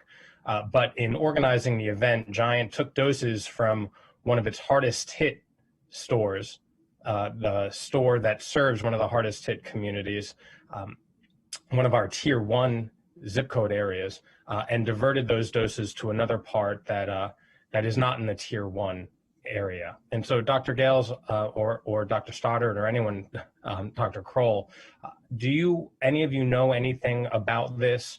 And I guess more broadly speaking, what is the relationship that we have between these pharmacies and the deployment of these precious doses that they have? So Travis, you want to go? You want me to?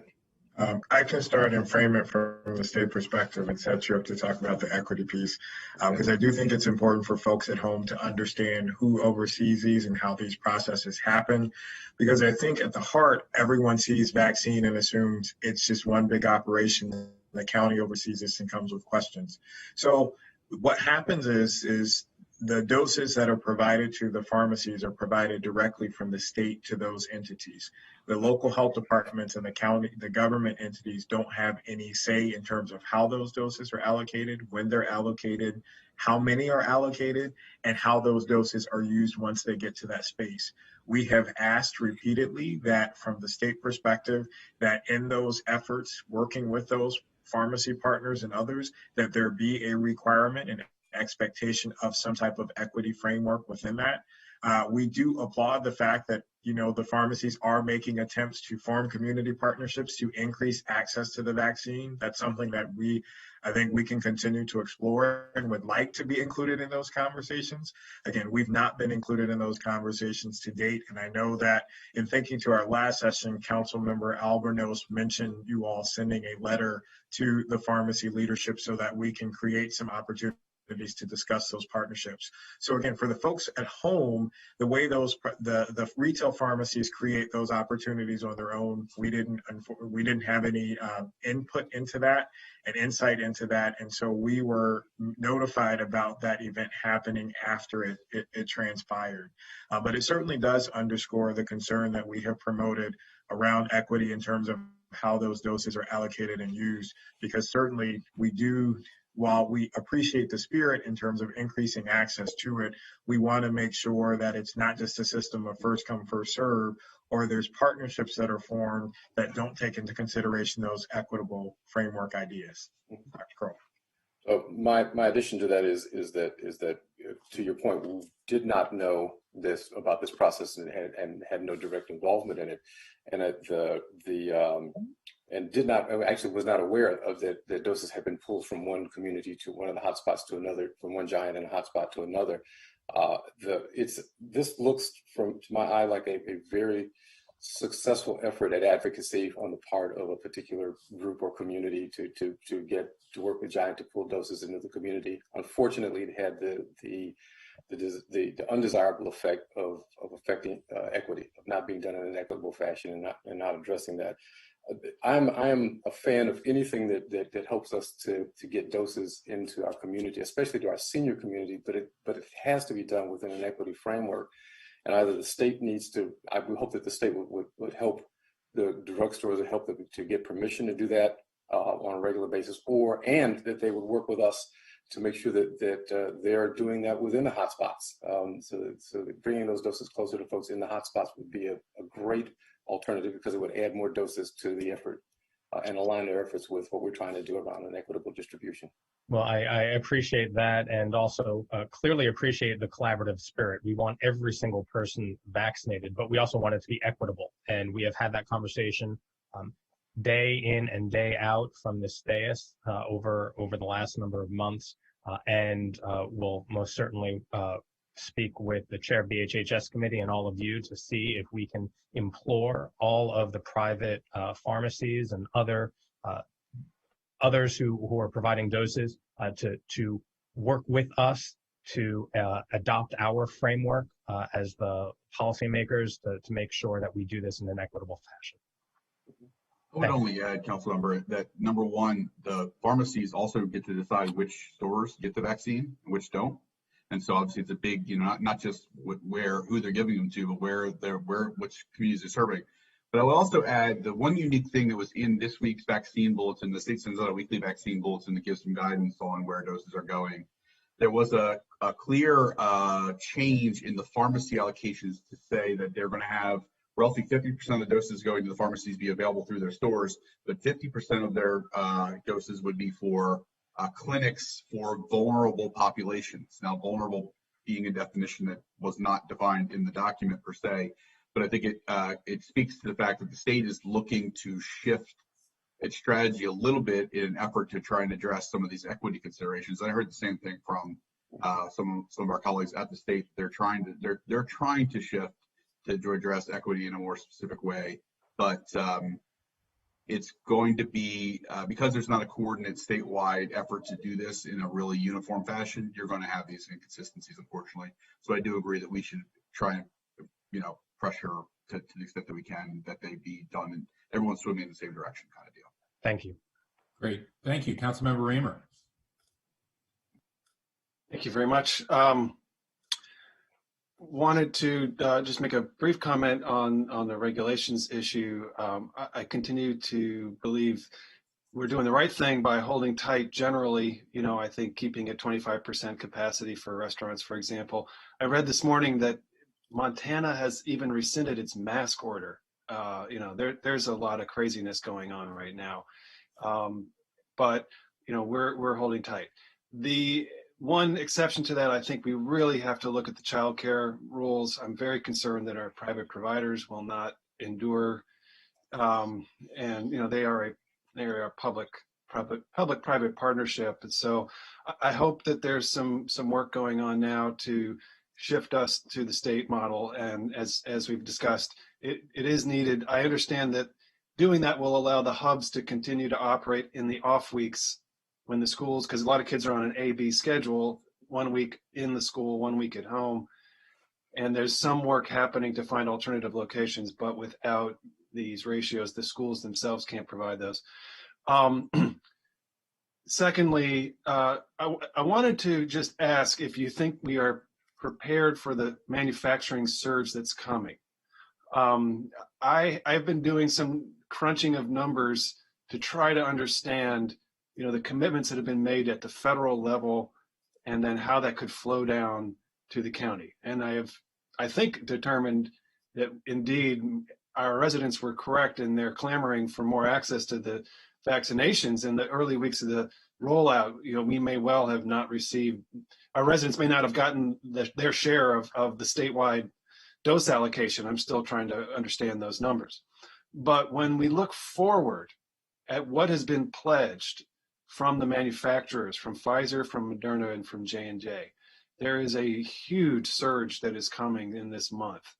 And I understand that generally the federal government has said that they will distribute to the states according to population. And generally, I think, we would expect that the state would do the same. So under that framework, understanding there will be variances. There could be 450,000 doses coming that, according to our population share of the state's allocation, from the federal surge, which is 146 million doses that are coming in the next 4 to 5 weeks. Pfizer has said they're shipping 80 million doses this month. Moderna, an additional 46 million, I think. J&J, 20 million. So, I think it's going to really change the context of the pandemic. I think a month from now, hopefully there won't be the rate of hospital admission that we have had throughout the course of this pandemic, but we'll see.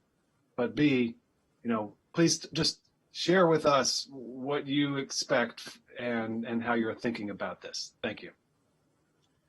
Well, thank you, Councilmember Reamer. So your first question, yes, the child care piece is being worked on, and that is something that's actively being worked on, and I anticipate that we'll be able to hopefully trying to figure out how to do that if we have to go through EO on all those logistical things, but I anticipate that is something that we will be able to address as you laid out due to those concerns. So stay tuned, everybody. The second component related to the capacity issue, I did receive an email from you this morning, and there was some communication from the state. So what you can share with your colleagues at the state who responded to your email is that we do have capacity, and we've not received an increase in doses from the state. We did receive, we're going to receive the allocation from Johnson & Johnson. And so we are able to distribute what the state has provided to us, and we welcome more doses from them. So if they're watching, that's our response to that. Now, when we increase what you referenced, the significant increase in the number of doses, I think it's important for folks at home to understand is that with that increase in doses that you referenced, that would also open up other opportunities for other providers to be able to provide vaccines. So when you're saying there are 400,000 doses that are coming to Montgomery County, those 400,000 doses wouldn't say, health department, get out 400,000 doses. That would increase, and this is meaningful because I think this is another point that folks have been asking for, is for private providers to be able to have access to the vaccine. And so that increase in doses would allow for doses to be shipped directly to primary care providers and other providers within the community, so that it increases the network of opportunities for folks to be able to access. It would also allow us to shift, if you will, the health department to be able to be more of a safety net provider for individuals who don't have access to those particular options. We've been working hard to, again, behind the scenes, create these partnerships and infrastructure to be able to stand up and support other entities to be able to administer the vaccines. I know that there's at least one proposal that has been sent to you all by at least one of the initiatives to talk about that. So those are the kinds of things that have been worked on behind the scenes to create that infrastructure that will create a multi-pronged network for all of our residents to be able to go through and access. So the short answer to your question is, in the short term, we do have capacity to administer the doses we receive. We'd like to get more. And on the longer term perspective, that increase in doses, which would be a welcome problem to have, if you will, would allow for many other doors to open up to be able to absorb that capacity. Thank you. And do you think the state is preparing those other providers sufficiently for the possibility that they are going to be needed to administer? Well, they did open up the registration system. I think there's over 700 providers across the state who signed up in Immunet. I think that was the number quoted last week. And so if we continue to get more providers signed up through Immunet, to get officially registered and cleared to administer the vaccine and receive the vaccine, that would again open up a lot of opportunities. So I know the state did that about a month ago. And, those providers have just been waiting for the supply to get to a point where the state could be able to share that supply with them. Thank you. I would also just note that, and even what we've done at the county level, for example, we helped Holy Cross get the site up. I know many of the council members visited that site. That site's capable of doing 1,500 doses a day. They haven't done 1,500 doses in a week because they haven't had the vaccine available to them. The site that I visited up at Montgomery College, at Montgomery College, Germantown, and public health team is following up there today. I would expect that site's capable of doing 3,000 to 6,000 doses a day just by the actual space, square footage, parking, all the physical amenities. Now, staffing will continue to be a challenge. We're going to continue to work on that. But I think in terms of the infrastructure, we're planning for an eventuality where we have a lot more vaccine, and we're not just comfortable sitting on the spaces and capability we have today. Thanks. Thank you. Council Vice President Albornoz. Thank you. First, Dr. Gales, great job on 60 Minutes. And for somebody who is getting about as much sleep as they got during medical school, you were sharp. So terrific job. And it was great that our vaccine hunters got a shout out as well. Want to start with a comment this morning, and then I have two questions. We are all feeling the anger and frustration of our residents. The constituent calls that we're getting every day are real, they are raw, and they are certainly understandable.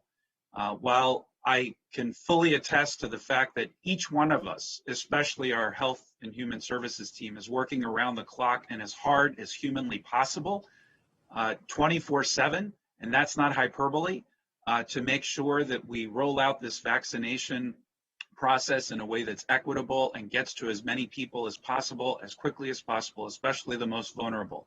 Everyone's working as hard as they can.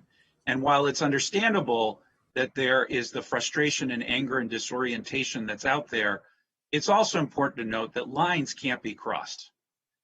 Bigoted or racist comments made to any one of us or our staff, or abusive comments made to any one of us or our staff, and especially the folks who are on front lines, is totally and completely unacceptable.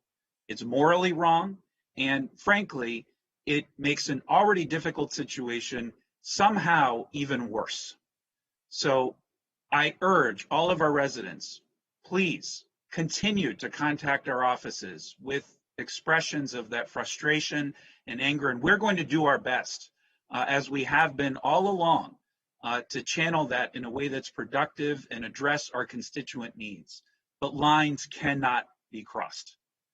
So with that said, Mr. President, I do have two questions. One is specifically with, last thing, in addition to our staff and obviously all of us within the county that are working on this, it especially can't be directed at our county residents. There has been an alarming increase, especially in our Asian community, of derogatory comments that have been made since the beginning of this pandemic, starting with our president. But we are now starting to see evidence of that at the local level, and it is impacting the emotional and behavioral health of our residents. And so that also cannot be crossed either. And we stand with all of our county residents. And I know all of my colleagues have posted about this, have said this, and I know all of us feel the same way, that we have your back to our community, and we won't stand for that either.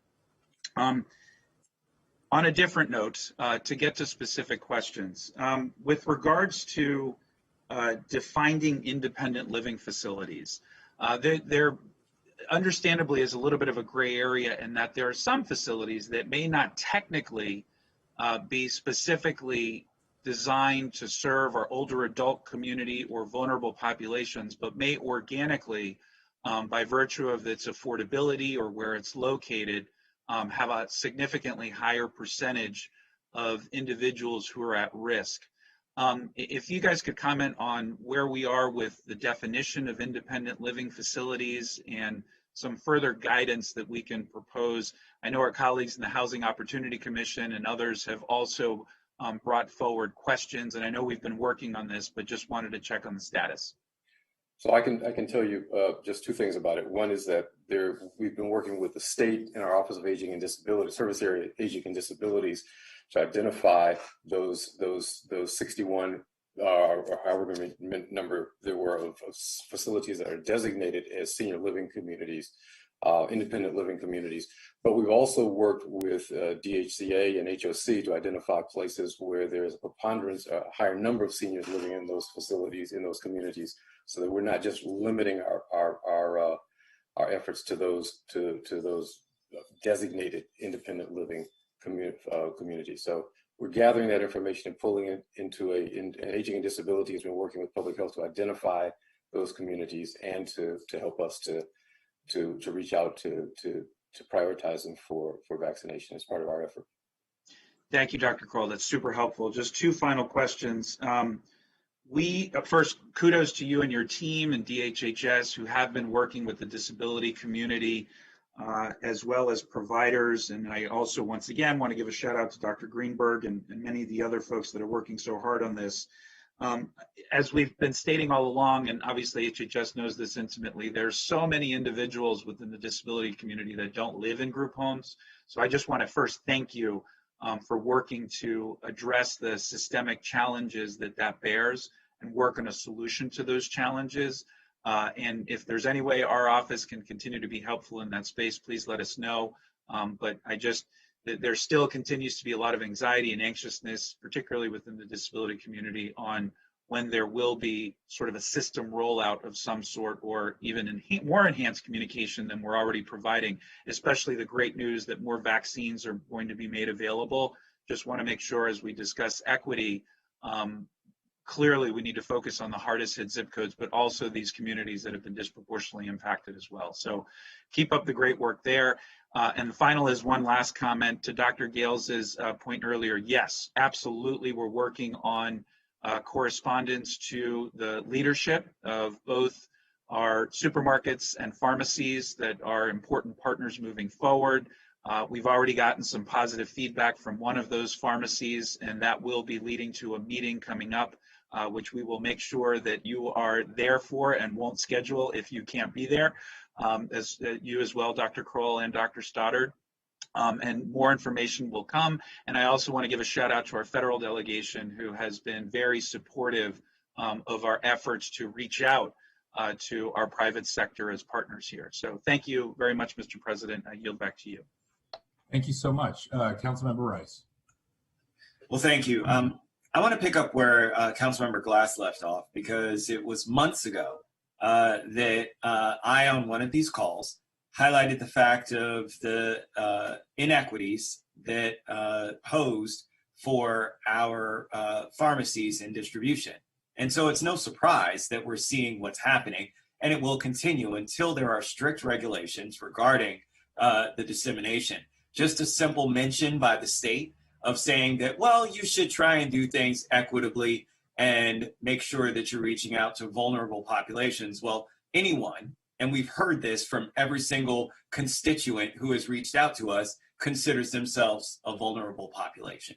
So let's just be very clear, that's not going to adhere to the level of equity that we've talked about. So again, let's call out what we're seeing, which is our private provider pharmaceutical companies are out there doing whatever they want. It's the wild, wild west in terms of dissemination of vaccine. You've seen them pull from vulnerable neighborhoods and take it to more affluent neighborhoods, and that is shameful. I've said it before, I'll say it again. This whole distribution realm that the state has run has continued to be ineffective and continued to put people of color at risk, and it needs to stop. But, you know, it's up to the governor. And Governor Hogan, who I'm sure has aspirations to do a number of things, continues to make sure that when it comes to giving vaccine to public health entities throughout this state that have shown that they're committed to equitable distribution, has decided to take it away from them and give it to folks who don't have that commitment nor have a plan on how to make that happen. If they did, they would have partnered with our local minority health initiatives and others in the community to make sure that that was happening. But it's not.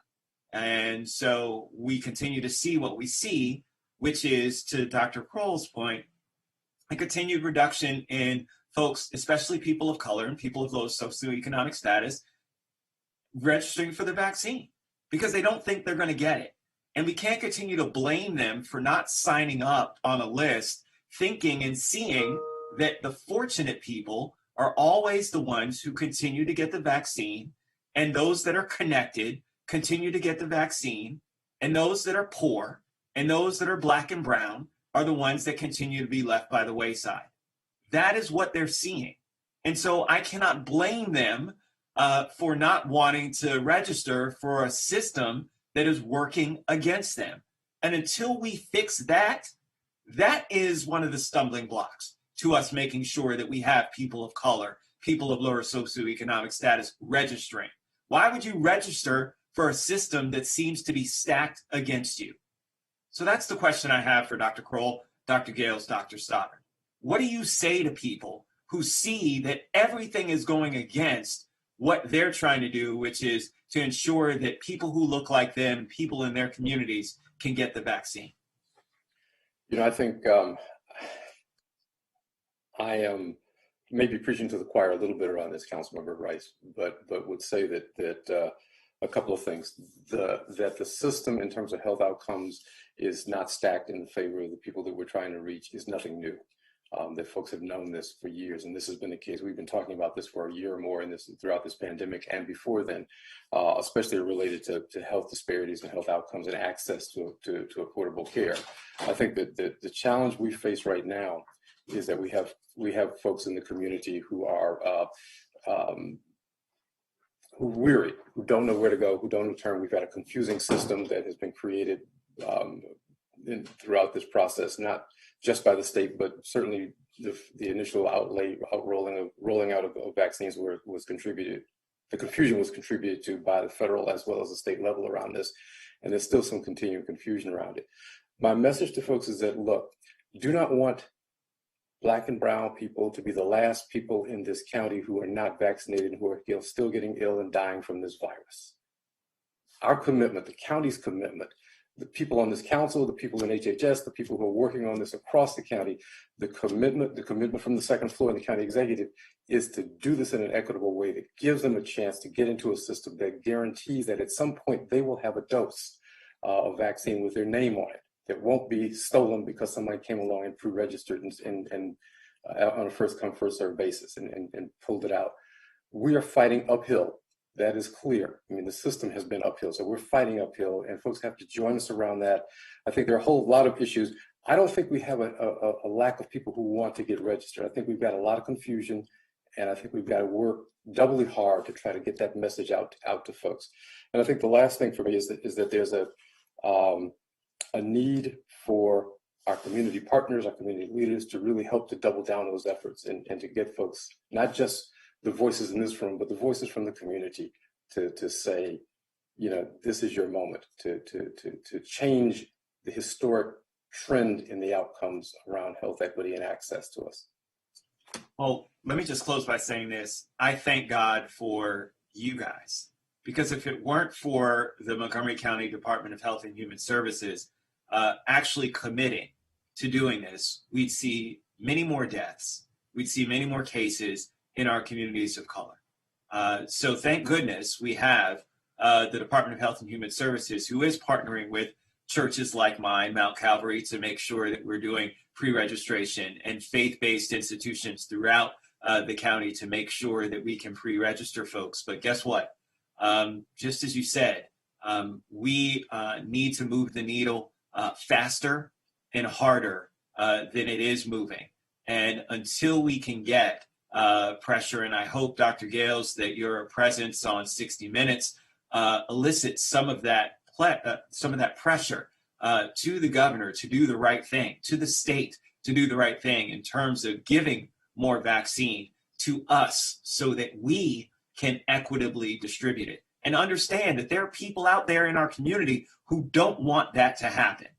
There are people out there who would prefer that it go to first come, first serve, because they then would benefit. That is real. So again, instead of getting to a place where we are, as one of my colleagues has penned, the Hunger Games, where everyone's fighting against each other, let's hope that we can actually have some compassion, some understanding, some stepping out of the way so that an elderly person with co-occurring conditions can go before you and get the vaccine. Understanding that you may also have ailments. I get that too. But at the end of the day, we can all do the right thing. We can all wait our turn. We can all make sure that those who we know are more vulnerable can be taken care of first. That's what we're doing here in the county, and hopefully the state will at some point catch up and understand that that's what we need to do as a state as well. Thank you, Mr. President.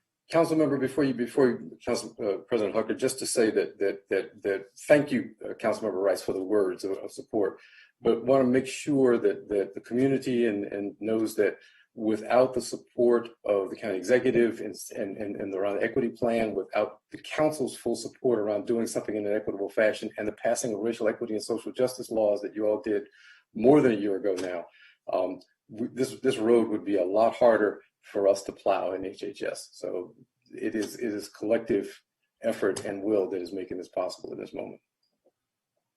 Thank you, Dr. Kroll, for saying that. None of you have mentioned yet the disclosure we heard from Acting Secretary Schrader yesterday that only since we're talking about the importance of equity, that only 3,558 of the 32,000 doses administered at Six Flags have actually gone to Prince George's residents, and over 10,000 have gone to Montgomery residents, 9,000 have gone to Howard and Anne Arundel residents. In East County, weekend before last, I heard our great former health secretary Dr. Benjamin say, one of the keys to effective public health policy is bringing the doses to the people, but we have a system in this administration that forces the people to drive all over the state to get to the doses. And of course, it's disproportionately, anxious and frustrated people, but those who have access to a car and a job that allows them, and a boss that allows them to take the time off work. Do I misunderstand this? Do any of you have anything to say about that disclosure, Dr. Gales?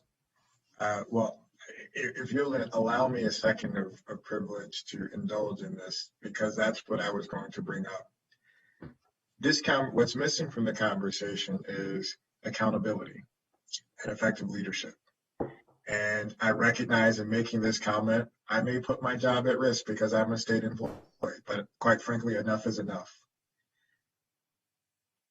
We should not be afraid to speak out about the policies that are coming from Annapolis for fear that we may have, there may be ramifications. We may not get a mass backside because we're critical of the governor. Some would argue that that may be what's happening now, quite frankly. But at the end of the day, it's about accountability and effective leadership and standing up and being able to acknowledge when there are problems in a system.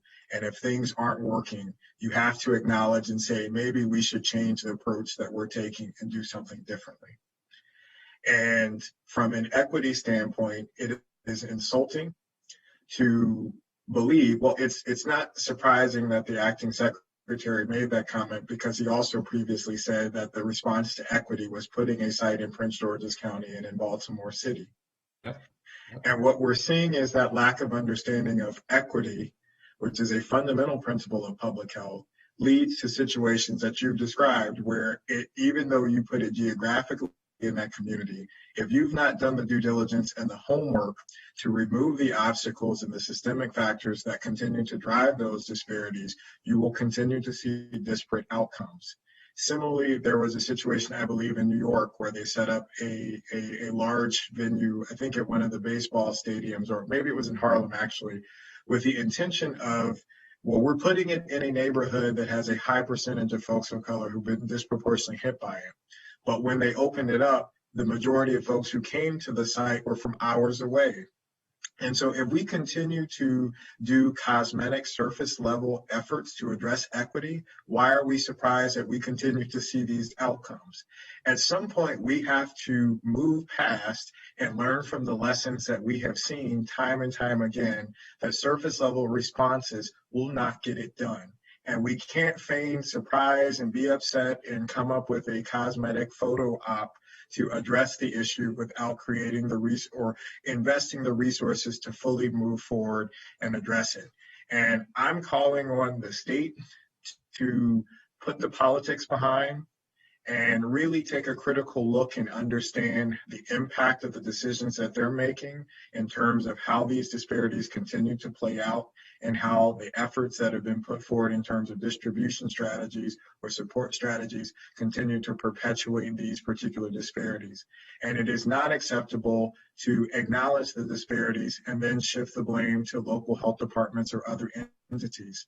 It's time to step up to the plate and put in solutions that will really actually make a difference in the lives of our residents, because without that, we'll continue to see exactly what you mentioned, which is horrible to think that you put a site in a county that's been hit hardest by the most number of cases, and then expect people to say, drive 2 hours or drive an hour to come access that. I don't think that is an equitable framework. I don't think it's a fair framework. And hopefully, there'll be some critical self-reflection to think about how to move forward and move past this. So, sorry. Thank you. Well, it's tough to follow. Oh, sorry. It's not to follow, but I did want to add one point. I think that one of the big things the state is doing is conflating hesitancy with equity. And hesitancy is a real issue, and equity is a key factor, but they're not the same thing. And if you treat them as the same thing, it shows a fundamental misunderstanding of the issues. And so I support the state addressing the issues around vaccine hesitancy, but you can't use that as a surrogate for actually providing equal access and fair and equitable access to systems, not just sites. And so the whole process has to be equitable. If it's fatally flawed in how you seek appointments, as Dr. Gale said, there's no amount of locational placement that's going to overcome a structural failure in your access system. And I think that's what we're fundamentally seeing. You know, we can show in our results, as Dr. Kroll has done, that we actually have been able to get more equitable distribution of vaccine through our process. And we would encourage the state, maybe the state should be coming to us and asking us some questions about how we're doing it effectively, instead of just having these, hypotheses about how they can do it more effectively, because we can actually show our work. Well said, both of you. And Dr. Gales, the comments you referenced by the acting secretary definitely betray a lack of understanding of how inequity works. And I think many of us, and certainly many of our senators all around the state, would like to see Governor Hogan put forward a nominee who shows more of an understanding of inequity in the public health system and the importance of focusing on equity. Council Member Novato. Thank you so much. I am so grateful to this conversation, and I'm very grateful to you, Dr. Gales, because you are speaking truth to power. This is not a moment for anyone to try to be, coy about the situation we are facing. What you just described in terms of the state level, and what Dr. Stoddard just said, this thing about conflating equity with hesitancy, we've heard this time and time again, and it just sets up a self-fulfilling prophecy, right? Where you then say, oh no, it's because there are all these like deep-seated, fears and hesitancy, and therefore, oh, see, we told you that's what's happening. And I have to say, for me personally, I've always had this interesting dilemma in my years of public service, which have been this bizarre disconnect in terms of who we are in Montgomery County. We're still perceived as a totally, it's like we're like some other hologram of a county that doesn't look anything like what actually, who we actually are. And for some reason, it gets perpetuated at the state level. I mean, we are the most diverse county. We're the largest one. We understand that these issues are deep-seated, and we have responded to it. We've done that without guidance or support from the state. We have put in structures without any manual. And yes, we were very fortunate that all of us worked so hard on racial equity and social justice in 2019. I don't know if there was like a little angel whispering in my ear, because I had no idea we were going to be facing this. But yes, we're fortunate that we did that work. Nonetheless, it gets tiring. And I will say it again, for leaders of color, this is so exhausting. It's exhausting because we are seeing our family members, right? People that look like us. And we're trying so hard to kind of keep everybody going and pumped up and saying, you know, stay the course and do this and do this and do this. And we're trying so hard to somehow communicate this notion of hope while there's this total disconnect that continues to occur. It doesn't make sense. And the data is just there, and it continues to just, you know, slap us in the face. And here we are still begging for, you know, a mass vaccination side or more vaccines to be, you know, allocated. And wow, I mean, it is very exhausting. And I very much appreciate, you know, everybody's work on this. This kind of leadership is so important during this time. I mean, we have to lead from the heart during something like this. This is a moment where these political games are just absolutely dangerous, you know, and for folks who have just not figured that out, it's so heartbreaking. So I very much appreciate, you know, the efforts, the targeting. I want to make sure that we continue to refine that work. And I heard you loud and clear that it's about pre-registration. And in that vein, you know, want to make sure that we are allocating some of our resources in the communication outreach engagement space, you know, for example, to TV and radio, to drive home that message, especially in our Black and Latino community, to be relentless on making sure that we are using media, our nonprofit, you know, partners, community-based organizations, our own initiatives, to, you know, for everybody to then drive in that message and be very clear on how do you do that, right? So how do you pre-register? You know, here's the link, here's the number. If you can't do it, this is how, you know, this is how you do it, etc. I you know, we will be shifting to that as well in my office to make sure that that is the message that we're sending loud and clear. And, you know, asking, and it's something that I do when they ask me to come and present to different community groups, et cetera, to also ask neighbors, you know, if you have a neighbor that is Latino or is Black, elderly, please share this information as well. You know, let's do this work, you know, let's do it together, because it's going to take everyone reaching out and doing all of this. I had two specific questions, and it's something that came up through a conversation, a presentation that I gave this weekend. And I said that I would ask, and then we will send the information. Folks wanted to know about what are we doing, you know, in corrections with folks who are detained. They also wanted clarification and how does pre-existing condition, like how do you, you know, communicate that when you are pre-registering, what qualifies and things like that. And so I'd like to ask if you could address that. And lastly, the translation issue with PretMod, if we have figured out if that's been corrected, because I keep getting also messages asking me if I know if that's been corrected. I can start with the first one about the correctional facility. So we did have a meeting on Friday. DOCR Director Tally was on the call, and they are one of the groups in our 1B Tier 2 is our detainees and others in our correctional system. And so we will be including them over the coming weeks as we expand into that 1B Tier 2 and as well as their 1C Tier 1. So they will be included, as will our homeless population, and we add several categories that are not reflected necessarily in the state priorities. And you know, from a you know, we believe from a moral and ethical standpoint, they should be absolutely included in the vaccine effort. They are at disproportional risk in those congregate living settings, and largely many of them have underlying health conditions that predispose them, so that when they're living in those congregate living spaces, they are at higher risk. And so they will be included in our next tier of vaccination. That doesn't mean necessarily, I think we've said this for all the tiers, just because we move into a tier doesn't mean they'll be vaccinated tomorrow or even this week or next week, but they are absolutely in our next tier and will be covered over the coming weeks.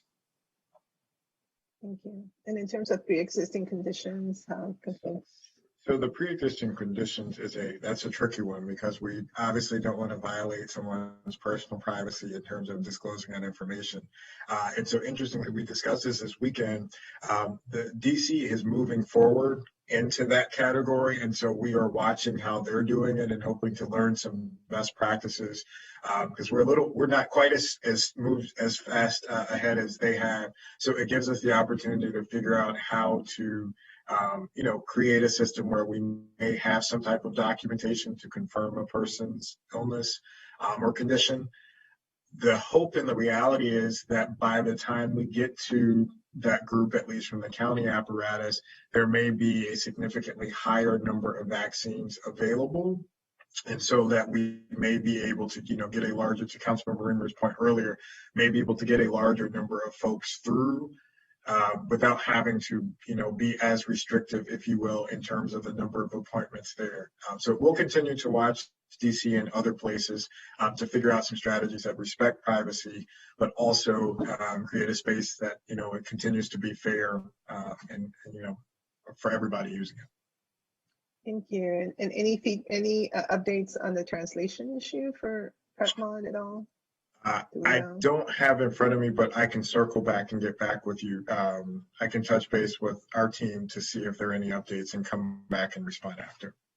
Sure, Councilmember Navarro, just to add, we met with the team this morning. So the team, Dr. Gales and I raised a question this morning about the language inconsistencies that you referenced at least 3 weeks ago when you presented it to the Deputy Secretary of Health. And so the team is looking at that now. We also need to bring in our language proficiency team to make sure it's readable and it's understandable. So we're working on that now. The system is still being tested and it has been released, but we can't definitively say if those updates based on our initial assessment last evening, if those changes have been made. So as Dr. Gale said, we'll circle back with the team this morning just to make sure that all bases have been covered based on our input and feedback to state. Thank you so much. Thank you. Terrific. Thank you all. Councilmember Jawando. Thank you, Mr. President. Thank you, as always, to everything that you all are doing. I was going to ask about restaurants, but I'll do so in writing afterwards just to know if we've had any increase in contact tracing. I can follow up after. I'm glad the numbers have seemingly plateaued, but I appreciate the urgency of continuing down the course so that we can get where we need to get as far as schools and childcare and so many other things. I did want to spend most of my time on this equity issue because I think I've spoken to some of my colleagues. I've spoken to you, Dr. Gales. I pressed the Lieutenant Governor and General Burkhead over the weekend at the Kingdom Fellowship event where they took 100 doses with a partnership with Holy Cross and vaccinated mostly African-American community in a very high impacted zip code. And while that's great, I said, Lieutenant Governor, you need to declare racism a public health emergency. You need to give us a mass vaccination site. You need to have an equity plan that reflects those two prior things. And we can't wait. And I said the same thing to General Burkhead. And I'm told that there will be some sort of equity plan coming out this week in writing from the administration. I hope so. It's very late. But I just wanted to let you know, I think that we just continue to keep the pressure on. The other thing I wanted to bring up, I do think we are on the cutting edge, and what we have done, as you have demonstrated through data, is helping to have better numbers and reach communities that are hit harder. I brought this up before, but I think we need to go a step further. I think we need to explicitly open up by race at younger ages. I just think it's the only way we're going to get the numbers up. If you want to send a message to our Black and Latino community about the need to pre-register, open it up to people who are younger by 5 or 10 years. Black residents are dying 10 years sooner due to this virus. We have higher rates of death. And if you focus just on age, you're going to get what we get. And we're doing slightly better because we have the zip code overlay. But I think we've got to go further. You're going to get white residents getting the vaccination sooner and dying at lower rates. And that's what's happening across the country. And I just, as we move, so we're at 75 and plus now, I think we should be at 65 for the Black community. Most Black residents don't live to 75. The Latino communities are right in the middle. I think they should be at least at 70 when we're at 75. And you guys can figure out you know, how to cut it. The legality on this is not 100% clear, but we're dying and we're not getting vaccinated. And so I'd love someone to challenge it. We've already declared racism a public health crisis here in this county. We need to do this, and this doesn't get better. 45 to 54-year-old Black people die much higher rate than 65 to 75 white residents from COVID. So we have to continue this down, and I think this would be a step we can take, not without risk, but we know there's a ton of risk and death and cases and everything we're seeing. And I think there is a case to be made for this. I know I've spoken to you about it, Dr. Gales and others, and I would just like to have you all comment on that. I think we have to take this step. It's another way to attack both the hesitancy issue, but also to push the state to have a real equity plan. And last thing I'll say, and I want you to respond to this. You know, when Dallas County tried to do what we've done in Texas and move to a zip code analysis, their state, in a racist act, said we're going to reduce your doses unless you get rid of that plan. I think at a much more, kind of hidden way, we're getting that treatment by Governor Hogan and his team. We are doing things, and he's saying no mass vaccination site. He's saying we're not going to give you more doses, and we don't have an equity plan. So I think we need to continue to push. So that's my message to them. But my message to us is this something we're considering? Will we consider it? And I obviously strongly think we should. So, Councilmember Juwanda, thank you for comments. I think, and I'm aware of the situation that happened in Texas, and aware of some pushback that we have gotten in the county around this plan to do something that factors in or even talks about race and ethnicity in this process. But I think that the data justifies it, and that looking at where the impact justifies it as well. So my response is I don't know, and it's worth us talking with our legal eagles around this to understand what is legal and what's the boundaries of the law, and to understand how far we can go with doing that. Just what you're suggesting. Yeah, I know we have talked about this. You know, the life expectancy for Black and brown people is substantially lower. So, and we see that in the percentages of the makeup of the population at each age range. As we move into 65 and older, those percentages grow a little bit, and they grow again, to your point, as we get younger and younger in the population, until we hit the numbers that everybody's familiar with. My sense of this at this point is that there will be two things that will happen for us. One is that we'll drop our age range, and we will be vaccinating across tier 2 and 3. And as we start to look at some of the labor force that has been in action and working continuously in our grocery stores, our food outreach, and our entertainment in our restaurants, as we move into those clusters, we will begin to see more and more Black and brown folks who are younger age have access to the vaccine. So those things will work in our favor. Not saying will not explode. We will be looking at that, but there are some other factors that will help us, I think, as we go forward. Appreciate that. I would just add, to what Dr. Kroll mentioned. It's funny we in doing the 60 Minutes interview, we talked for well over an hour, and it's interesting what sound bites get cut down and how it gets edited into a short period of time. But one of the conversation pieces was around equity, and we had a great conversation about it.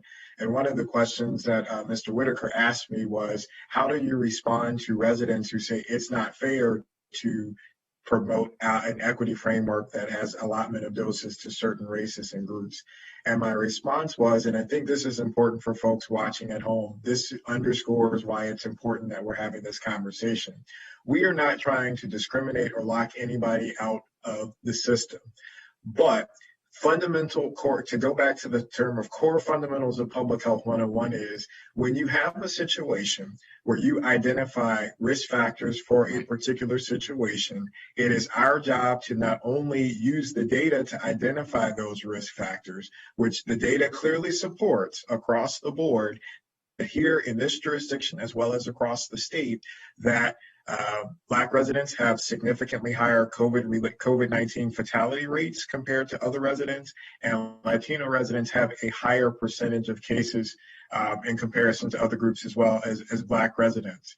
That alone underscores that we're seeing, and also the zip codes as well. So we have been able to use epidemiologic surveillance data to confirm that there are certain qualities and characteristics that have predisposed people to having a higher risk of contracting it, as well as having a severe outcome with the disease.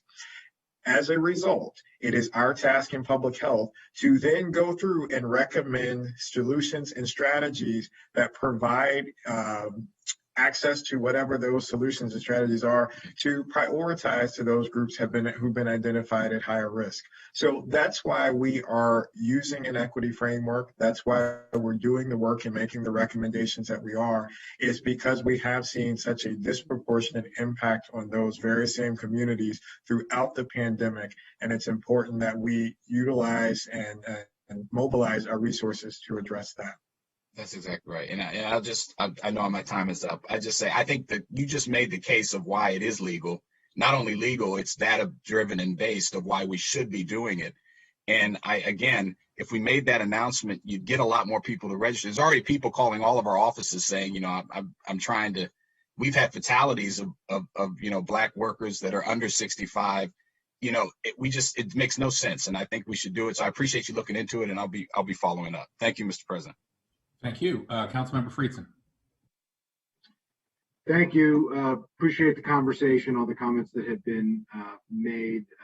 Just wanted to acknowledge and appreciate all the work that you all are doing, your team is doing. The fact that we're nearing 15% of all of our residents being vaccinated. It's not as much as we would like, but it's progress, and we're slightly above the state average, I think, is a good reflection of that effort. And I just wanted to note, a few weeks ago, the state in total was receiving 72,000 vaccines a week.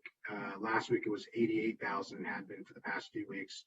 With Johnson & Johnson, my understanding is the state's going to have 200,000 approximately vaccines. That's the good news. That's progress. I mean, we are slowly, steadily, certainly not as quickly as we would like, making progress. It's important now to make sure that the county in total, not just the county health department, as you all have acknowledged, is receiving a reasonable and equitable share of those 200,000 vaccines. And I think we all expect that that's going to increase significantly moving forward, and we'll have to continue to push for that. So I just wanted to note that there is some positive news here. I know we've talked a lot about some of the challenges, and there are plenty, but I did just want to note that. I appreciate the fact that there are continued conversations about the mass vaccination site. I think having Germantown campus as an option is a good option. I just wanted to note and reiterate, I do think it's important that the drive-up sites are important, but for those who don't drive, we don't want to replay the issues that are happening for residents having to go to other parts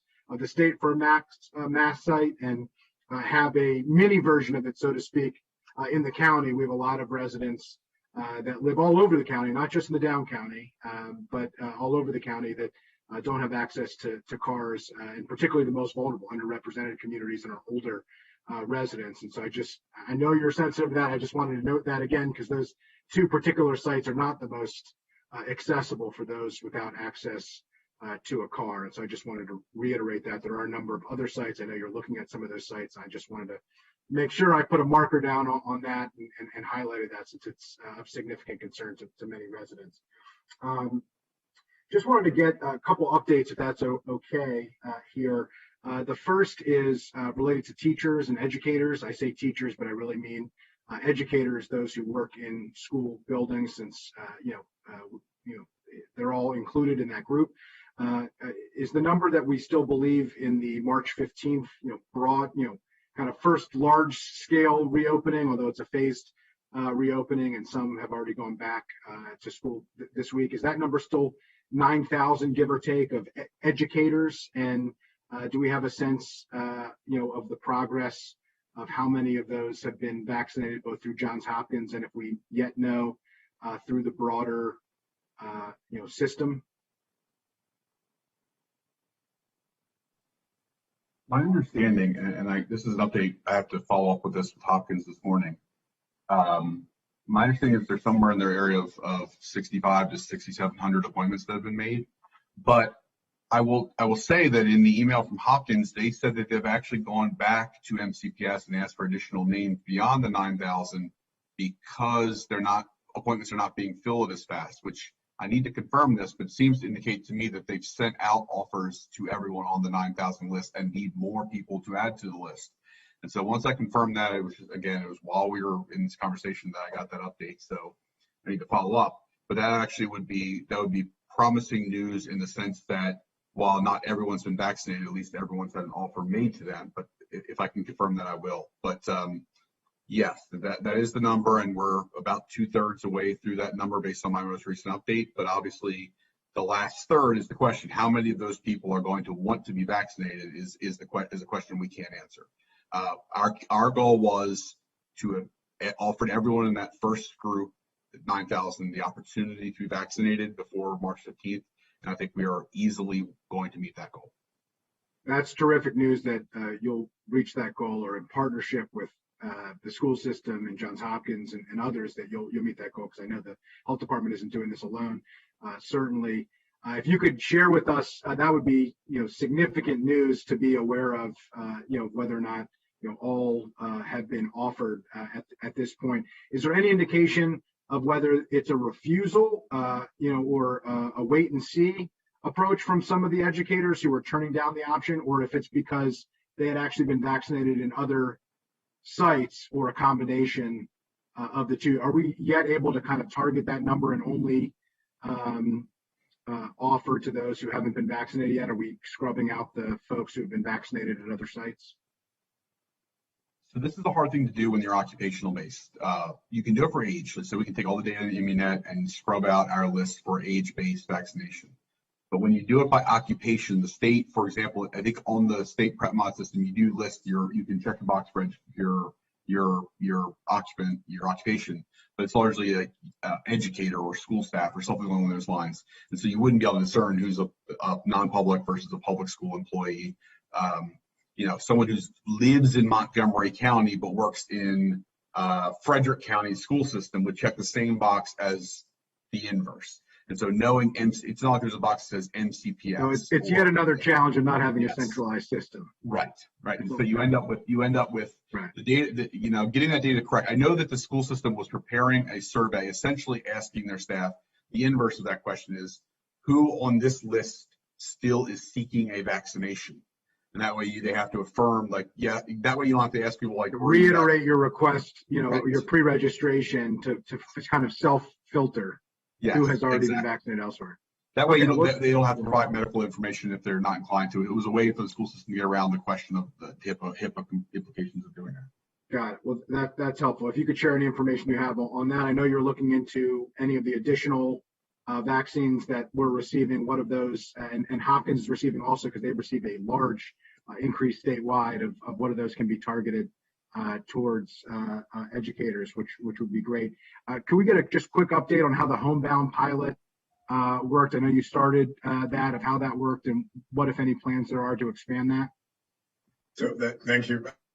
So we actually did have to do some additional training for the staff, so we did not launch it over the weekend. We launched the other site.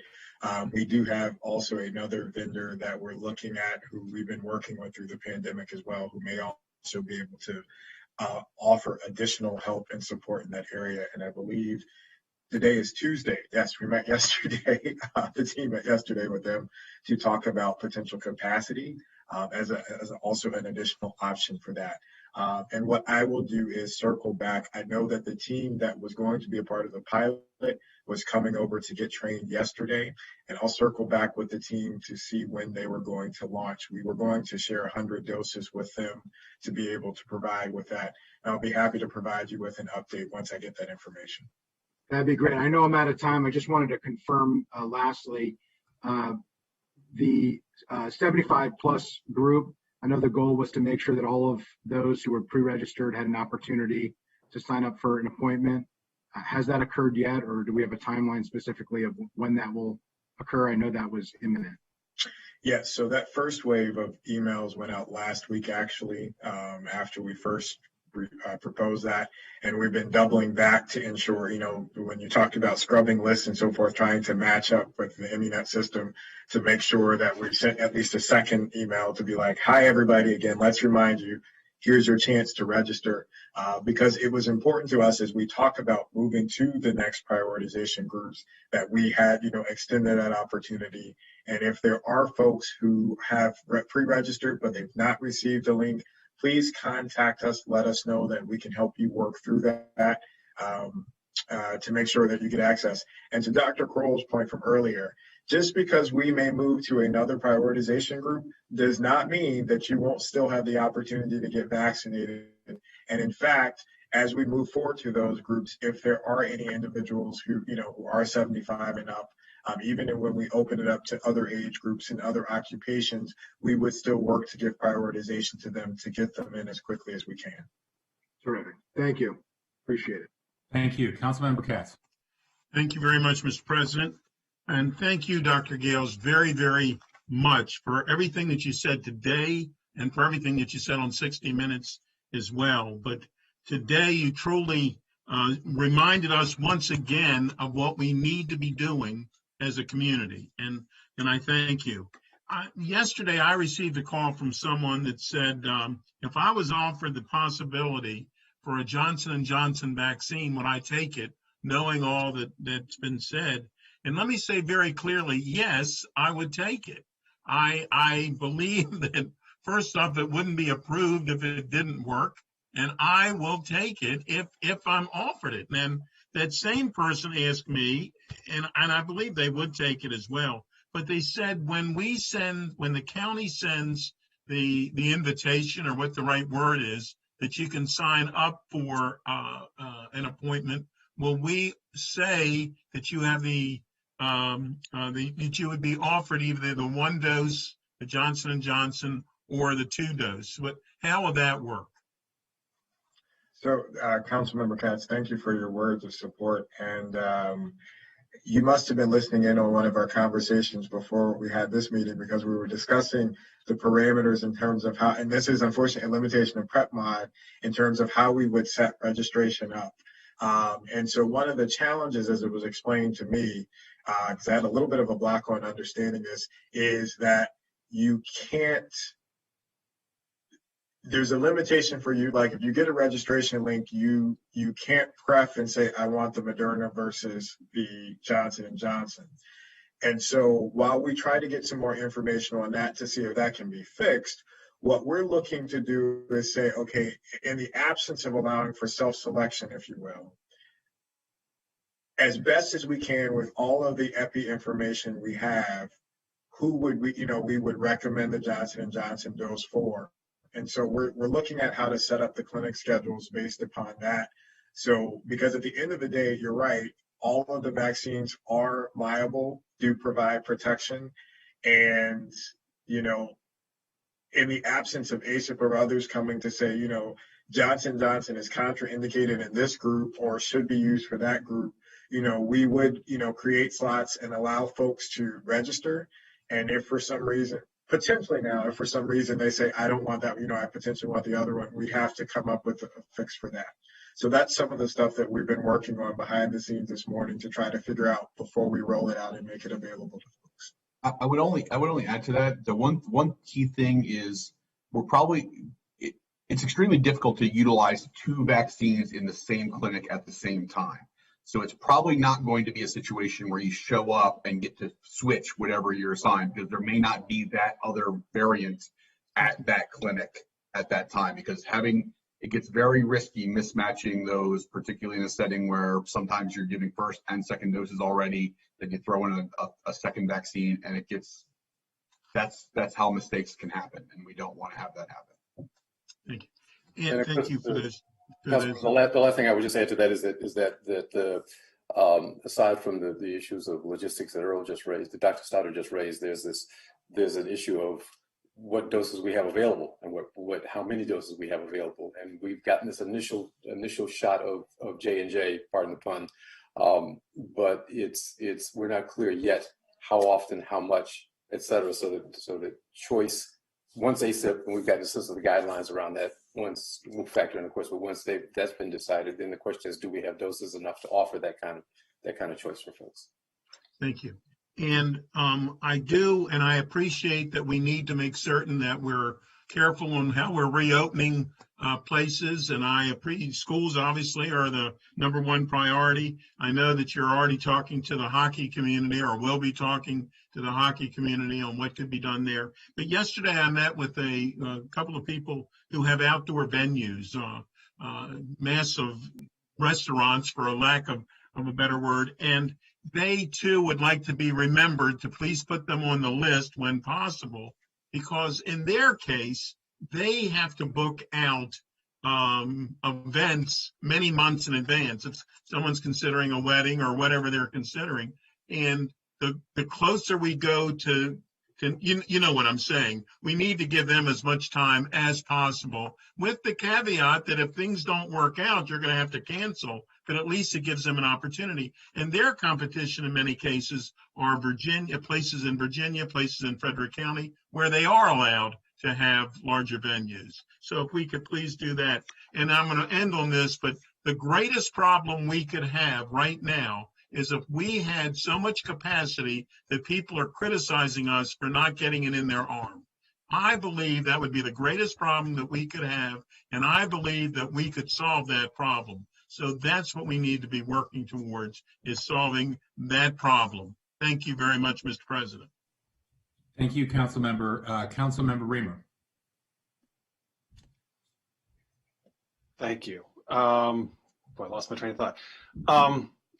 I just wanted to comment on the question of how vaccines could be, eligibility could be better targeted according to risk. And race is absolutely one of those factors. And, I know there are countries that have actually set up different criteria according to race. And, this country has chosen a different path through ACIP. And, like Councilmember Jawanda, I have wondered, why couldn't we do it differently? It does seem as though legally there are quite significant barriers there. I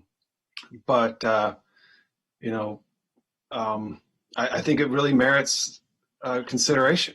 The other point I'd make, sort of related, it's not really satisfying that specifically, but again, if this vaccination surge comes through, which I think we have every reason to believe the manufacturers are accurate now, I think in the early stages of the rollout, they didn't know, they weren't able to predict as easily what they were going to be able to do, but I think their systems are now operating. There's going to be 146 million doses coming over the next 4 or 5 weeks out of the manufacturing facilities.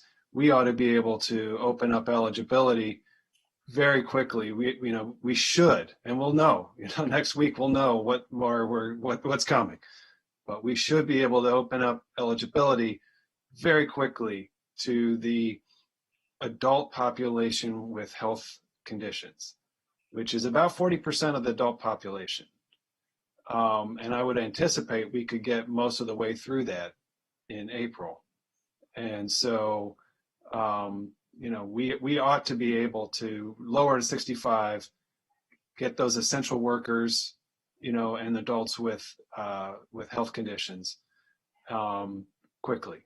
And obviously we're all hoping that those doses do indeed leave those manufacturing facilities and arrive here on that time. But, just want to say, if there is a way, if there could be a way, I guess the last question I have, is there any way that the county can consider the second dose, how that is timed within the CDC framework, now that there is a surge of doses coming and the longer term predicted supply is significantly increased? Is there any conversation at the state level about taking advantage of this next surge to get first doses more widely administered, and maybe stretch the second dose a week or two, consistent with the CDC, guidance? I don't believe so at this time. Okay. Well, I think it's worth discussing. I mean, it's a difficult issue, I know, and I imagine it must be something that the state would have to agree to, or else they could withhold doses that would come to the county. Yeah, the state guidelines specifically say that they will not give you another second dose if you use the second dose as a first dose. Right. Like they're explicit in that. So you're correct. There is a lot of conversation around this at the national level.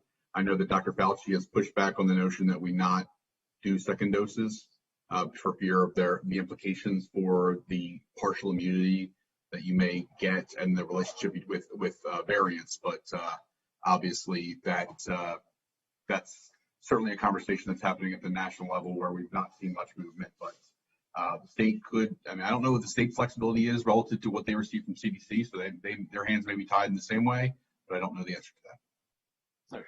Thanks. Thank you. All right, I don't see any other requests from my colleagues, so I really want to thank you all on behalf of all of us for a terrific briefing and for all your tireless work to keep our residents as safe as possible. Thank you all so much. Look forward to seeing you again soon this week. Thank you. Well, take care and stay safe. Thank you. Stay safe, everyone.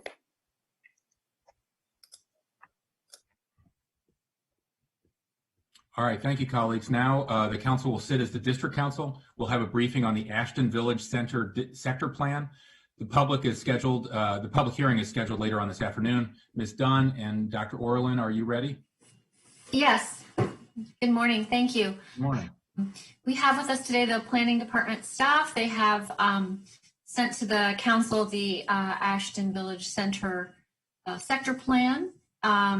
We have the public hearing later today, as you mentioned, at 1:30. And so they're here this morning to provide you with an overview of the plan, a briefing, so to speak, and to give you some visual images of the plan area. Again, you know that you typically take a tour of these plan areas, but with the COVID restrictions, we aren't able to get in one bus and do that. And they also have staff here to answer questions should you have this.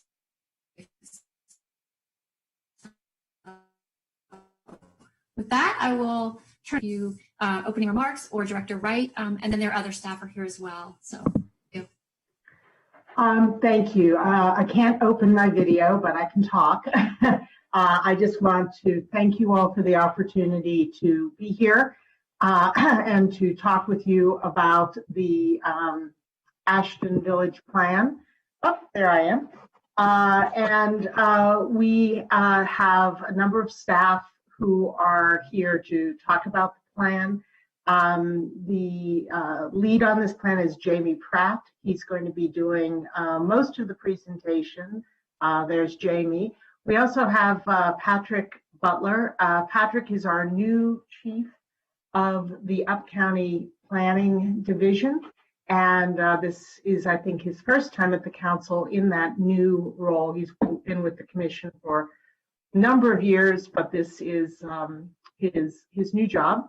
We also have Roberto Duke from the Up-County team and Chris Van Alstine from the Up-County team. With that, I think this is a very straightforward plan, but one that's very important because it's a way of making sure our smaller communities in more rural, in essence, parts of the county also have an opportunity to grow and thrive. And it's not an effort to change community character, but to enhance community character. And so, you see a lot of very urban plans from us. This is not an urban plan. This is a plan for a rural village. And it's exciting. It requires some different kinds of thinking and techniques, but we feel that the plan that has been sent to you by the planning board really accomplishes that. So, Jamie, if you'd like to kick it off. No, if I could jump in before Jamie begins, I wanted to point out we're trying to help draw some of your attention to some of the ideas which you're going to see in the general plan update in Thrive in a couple of months. And I think that this plan illustrates how what Gwen said really applies across the entire county, that we need to figure out ways to encourage growth at appropriate scales, and also to do it in such a way that fills in some of the missing gaps in some of our existing communities. And that phrase, complete communities, is really a central part of the general plan. And it applies here because what we're trying to accomplish is to create a more complete community, not by turning Ashton into downtown Bethesda, but by trying to fill in some of the gaps so there's a more diverse range of housing types, as well as access to amenities at a more of a scale of rural village. I think that the big decision point that you're going to face is you're going to hear from people that think that there's too much height or too much density, which is obviously not something that's unique to this plan, where there will be differences of opinion of what is an appropriate amount of development, especially in a place that's not supposed to be urban or intensively developed. And I think that the issue to keep, there's two questions to keep in mind as you think about how to approach this. The first is, what is an appropriate scale of development? What are appropriate building heights? What are some of the considerations about design that you think are people could reasonably accept and find compatible with a rural village as opposed to a downtown or a town center? The other question, which really is also important and necessary to think about, is what is the opportunity that's necessary in order to create the potential for some of the desirable change to happen? In other words, in real estate development, it often is the case that just a little bit more development may be what everybody would like to see optimally, but the question is just a little bit more enough to create an opportunity to create the opportunity and the market to create a market demand for change to happen? So those are the two things. Is how much development is necessary to create an opportunity for somebody in the private sector to take us up on it and try to help create this more complete community that I think most people would like to see. And on the other hand, what are the considerations of scale which are appropriate to a place of this type, which, as Gwen has said, is not an urban area. Its context is very rural, but we're trying to create a sense of place and a center of gravity even within that rural context.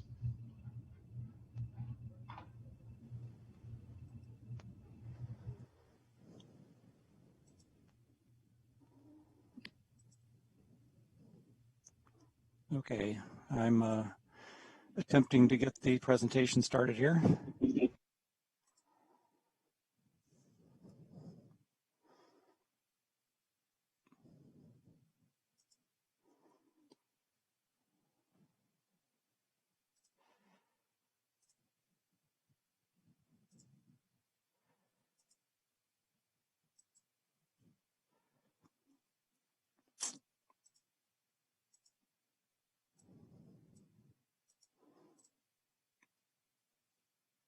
Okay, sorry about the delay. It wasn't coming up on my screen for some reason. Can someone confirm that you see the presentation?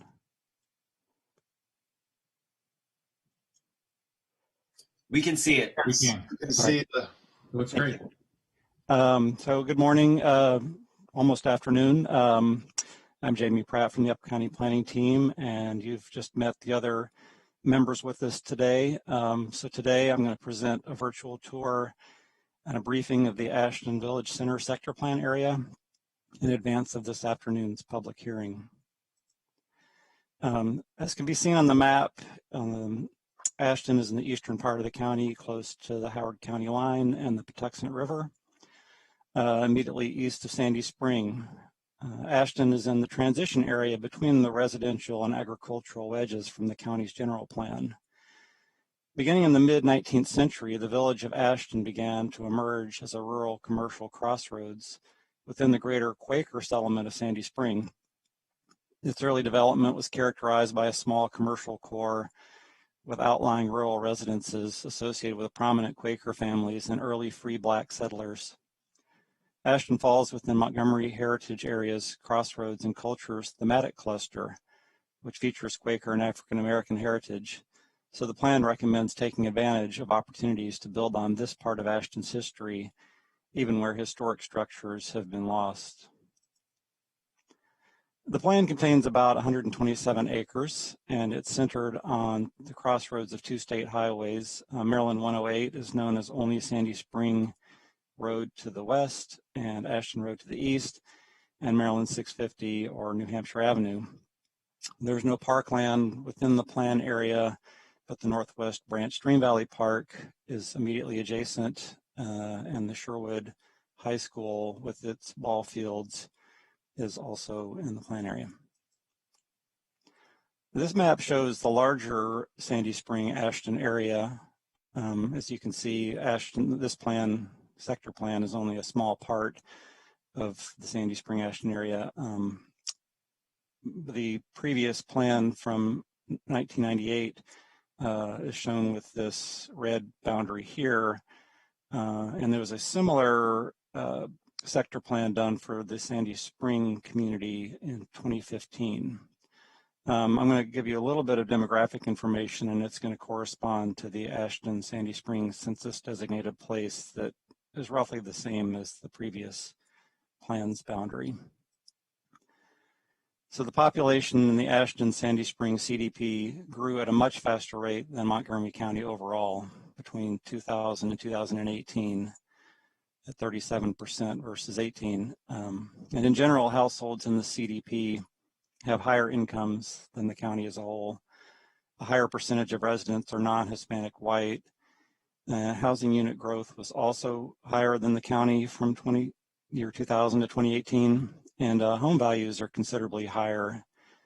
But it should be noted that most of the housing units within the plan boundary are townhouses, so the incomes and home values are likely lower in Ashton than what you see here, which reflects the larger community.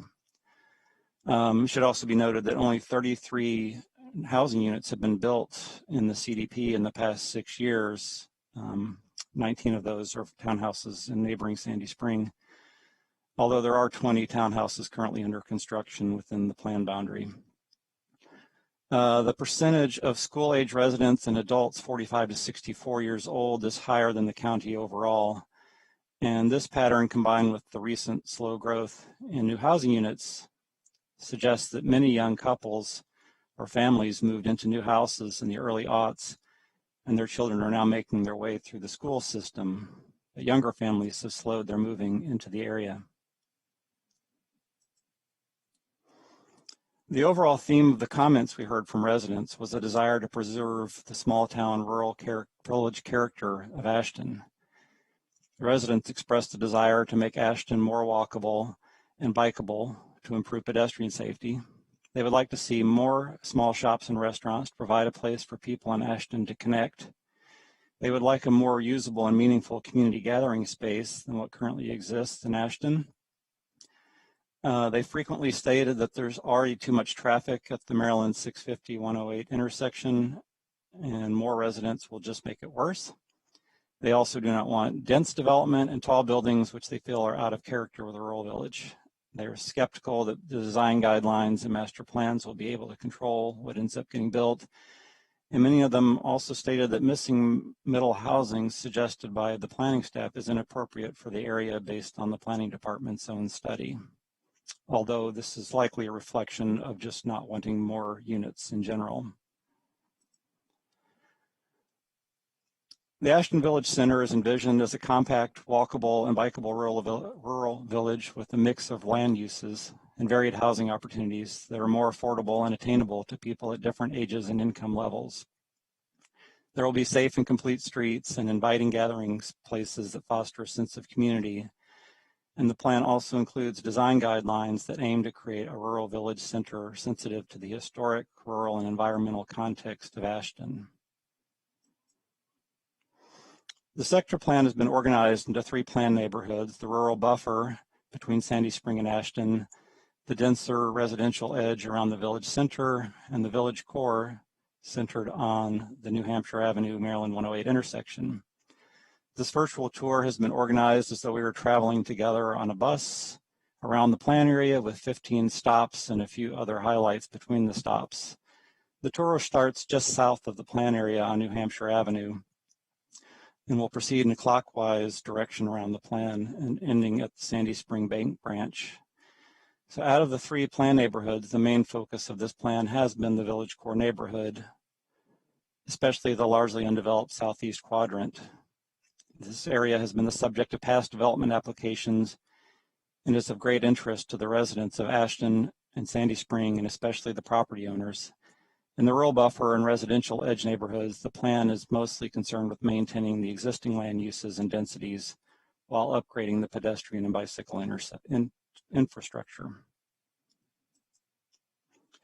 So our first stop is just south of the plan area along New Hampshire Avenue at Crystal Spring Drive.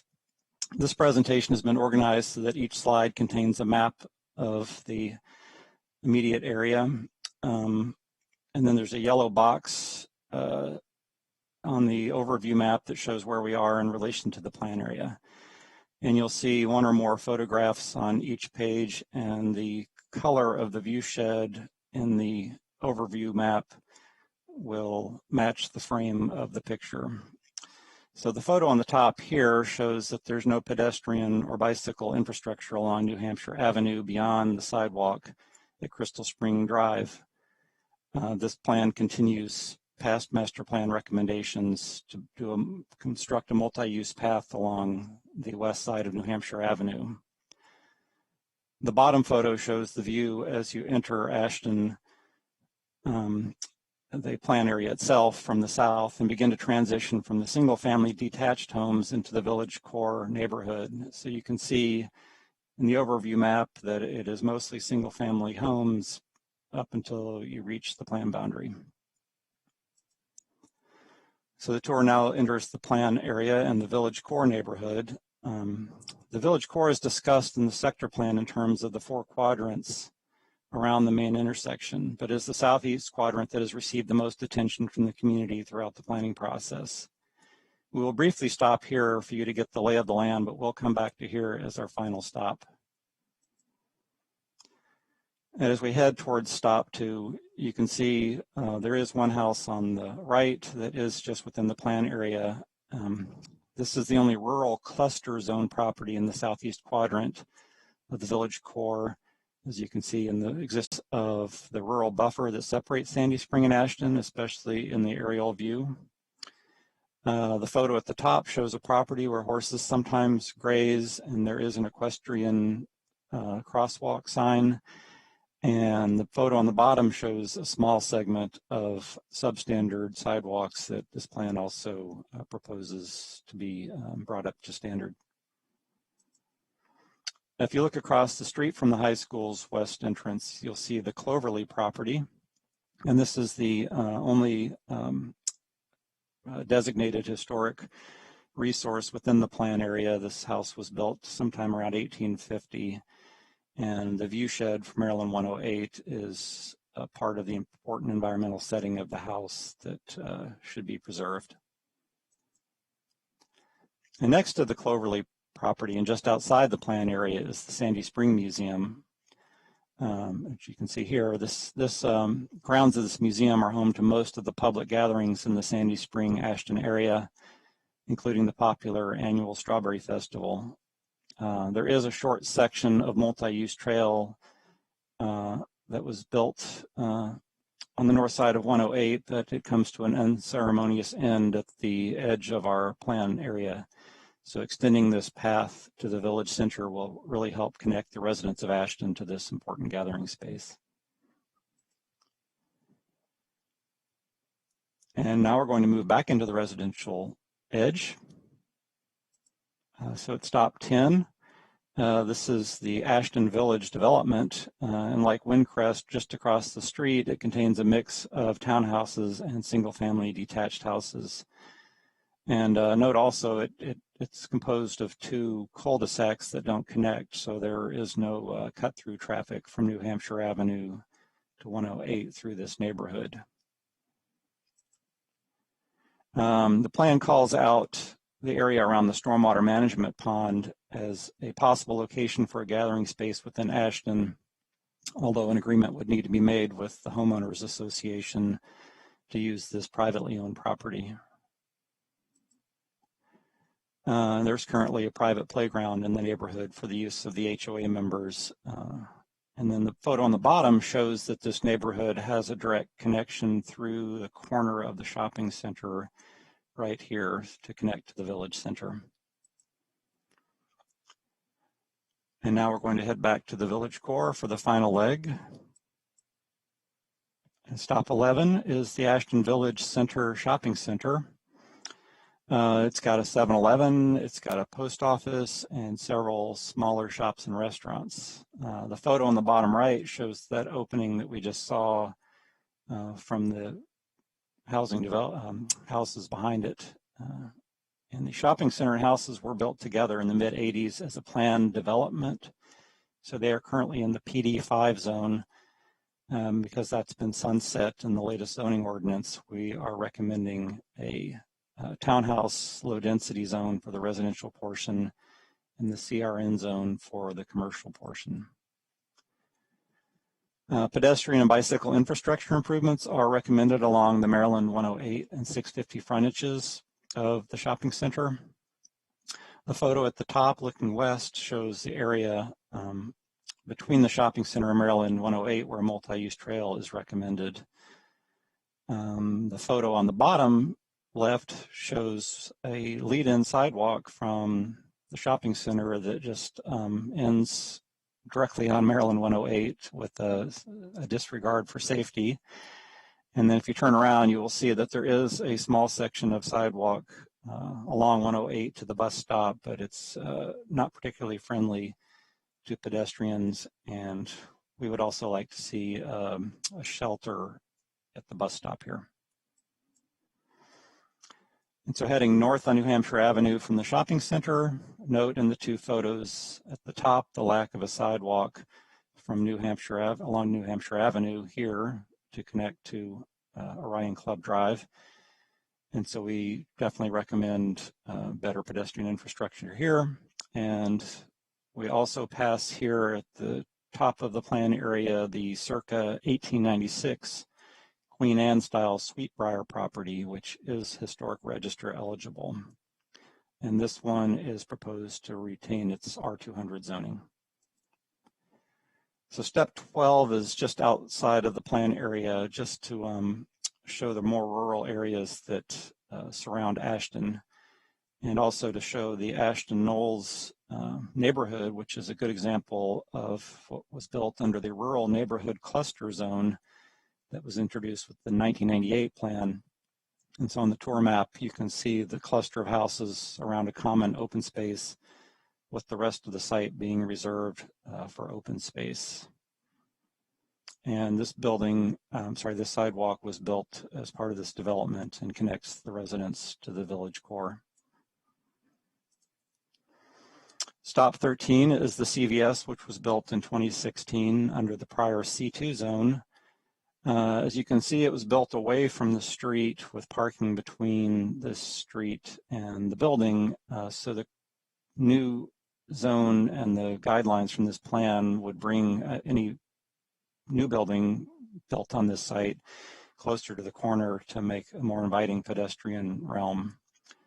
You can see on the bottom a small parklet that was built as part of this development, but it is not particularly friendly it's got a lot of traffic noise. It's right next to these two busy streets, and there's not a whole lot of shade trees.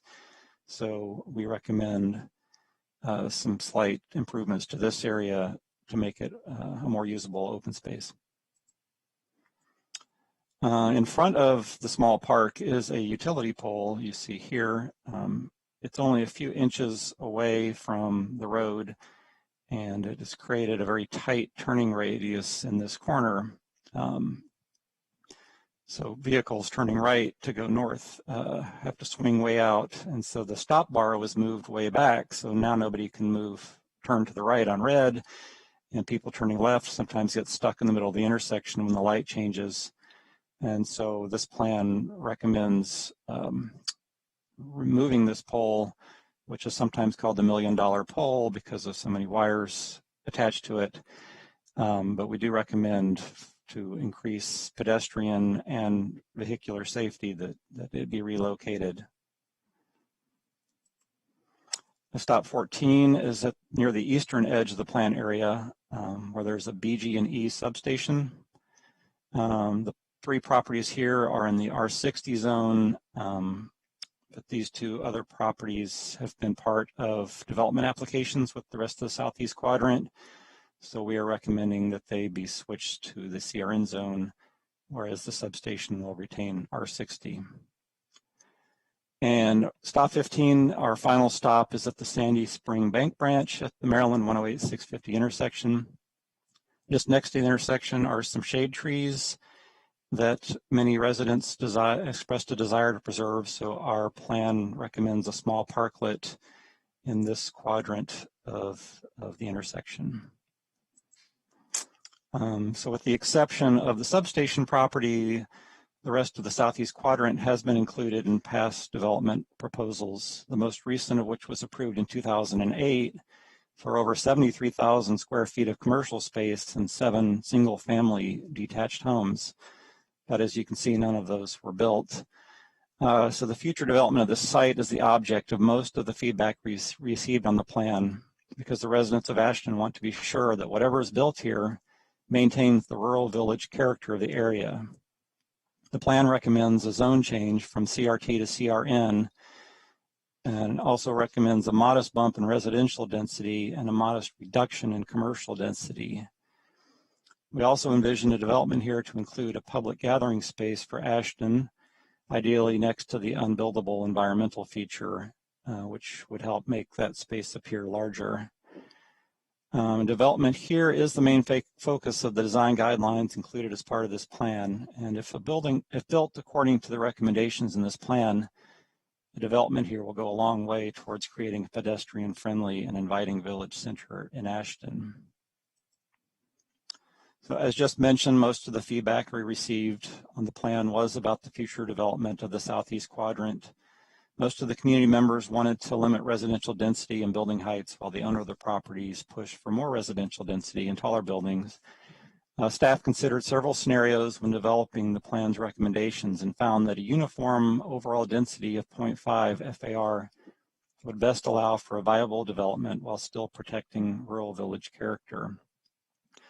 And to be as flexible as possible, both the commercial and residential FAR are set at 0.5, so they could do all of one or the other or a mix of the two. The planning board draft also recommends a 35-foot height limit in these 3 quadrants. This would maintain a suitable transition to the residential neighborhoods around them. But we recommend a 45-foot height limit in the southeast quadrant, although the additional height is limited to just a few buildings. And this diagram on the right shows that we suggest that the taller buildings be on the interior of the site to take advantage of the natural grade, although a part of a building in the corner could perhaps also reach 45 feet height as some signature element of such building. And we also suggest lower heights to provide a transition from the residential neighborhood into the village core.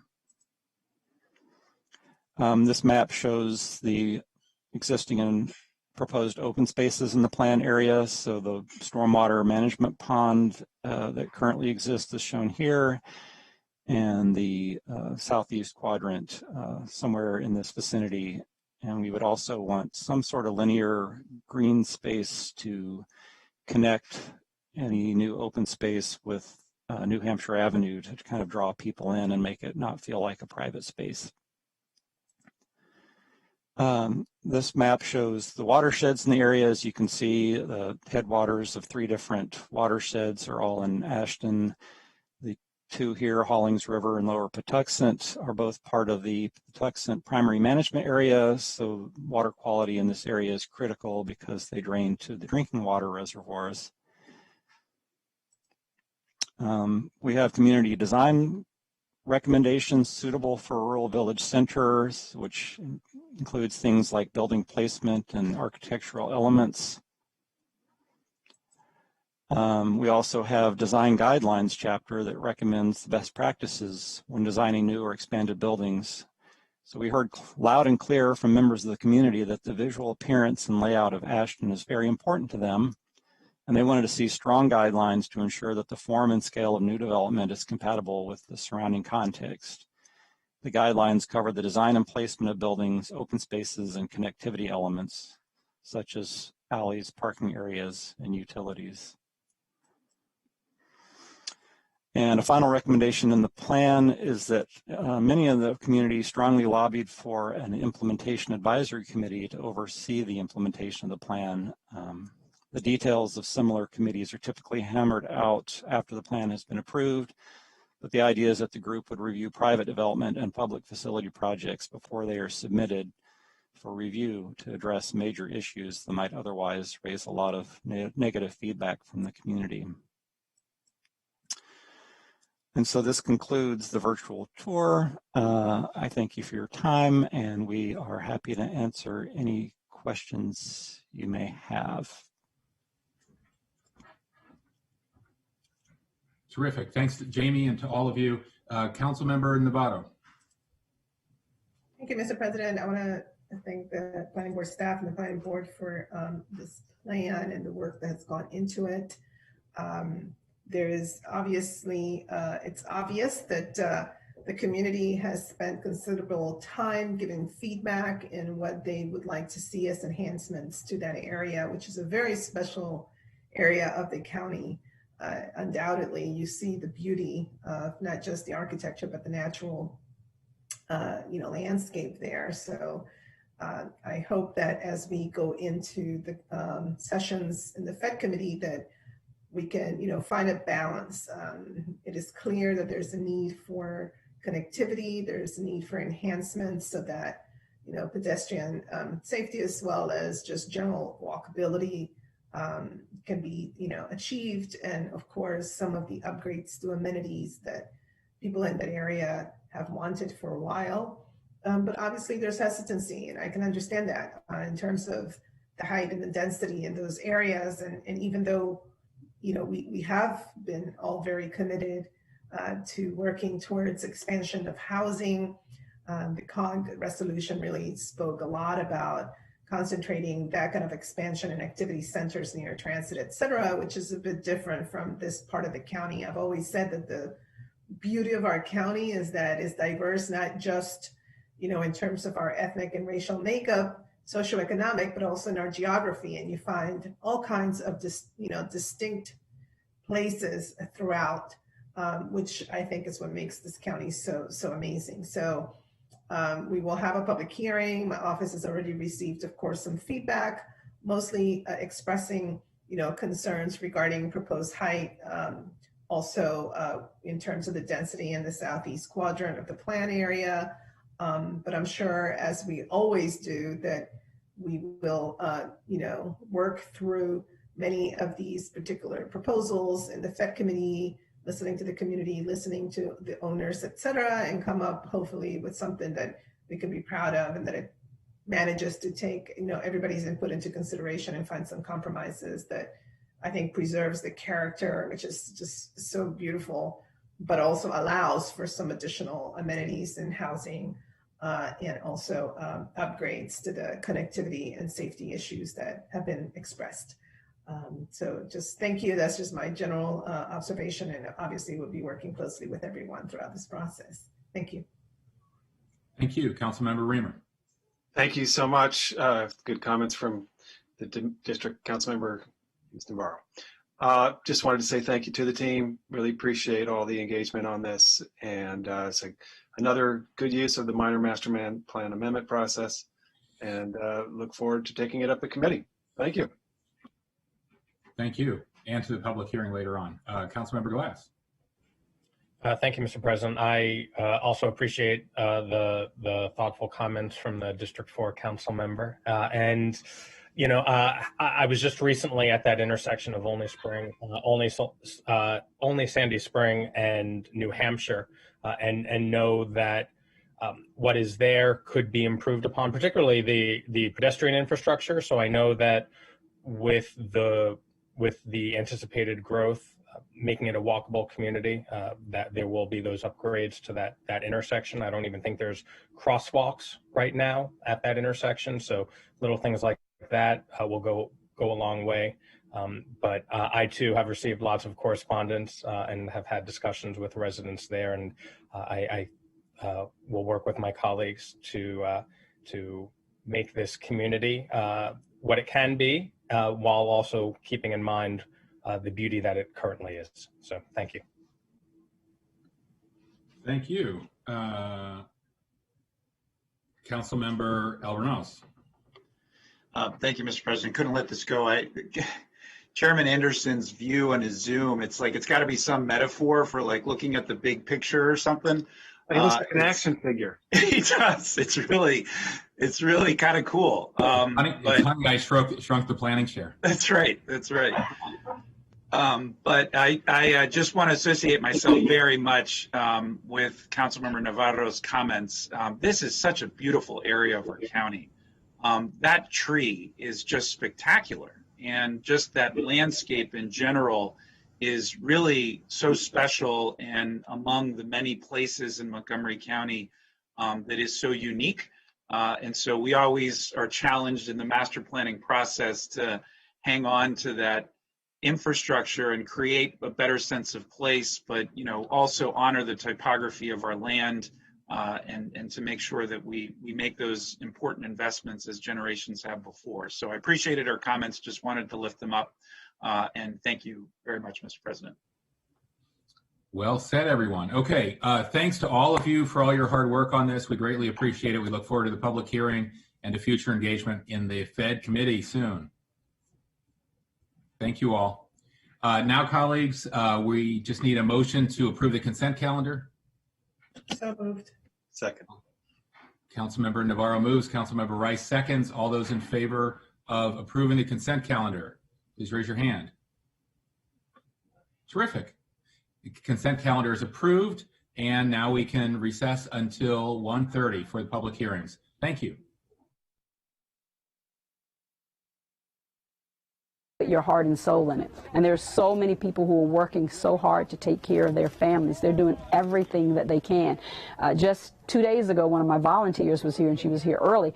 There was a gentleman going through the dumpster out there, and she was able to say to him, "You don't need to go through the dumpster. We have plenty of food in here, and we'll take care of you." So those are the times that just grip your heart. And for us, it's about giving them hope. The support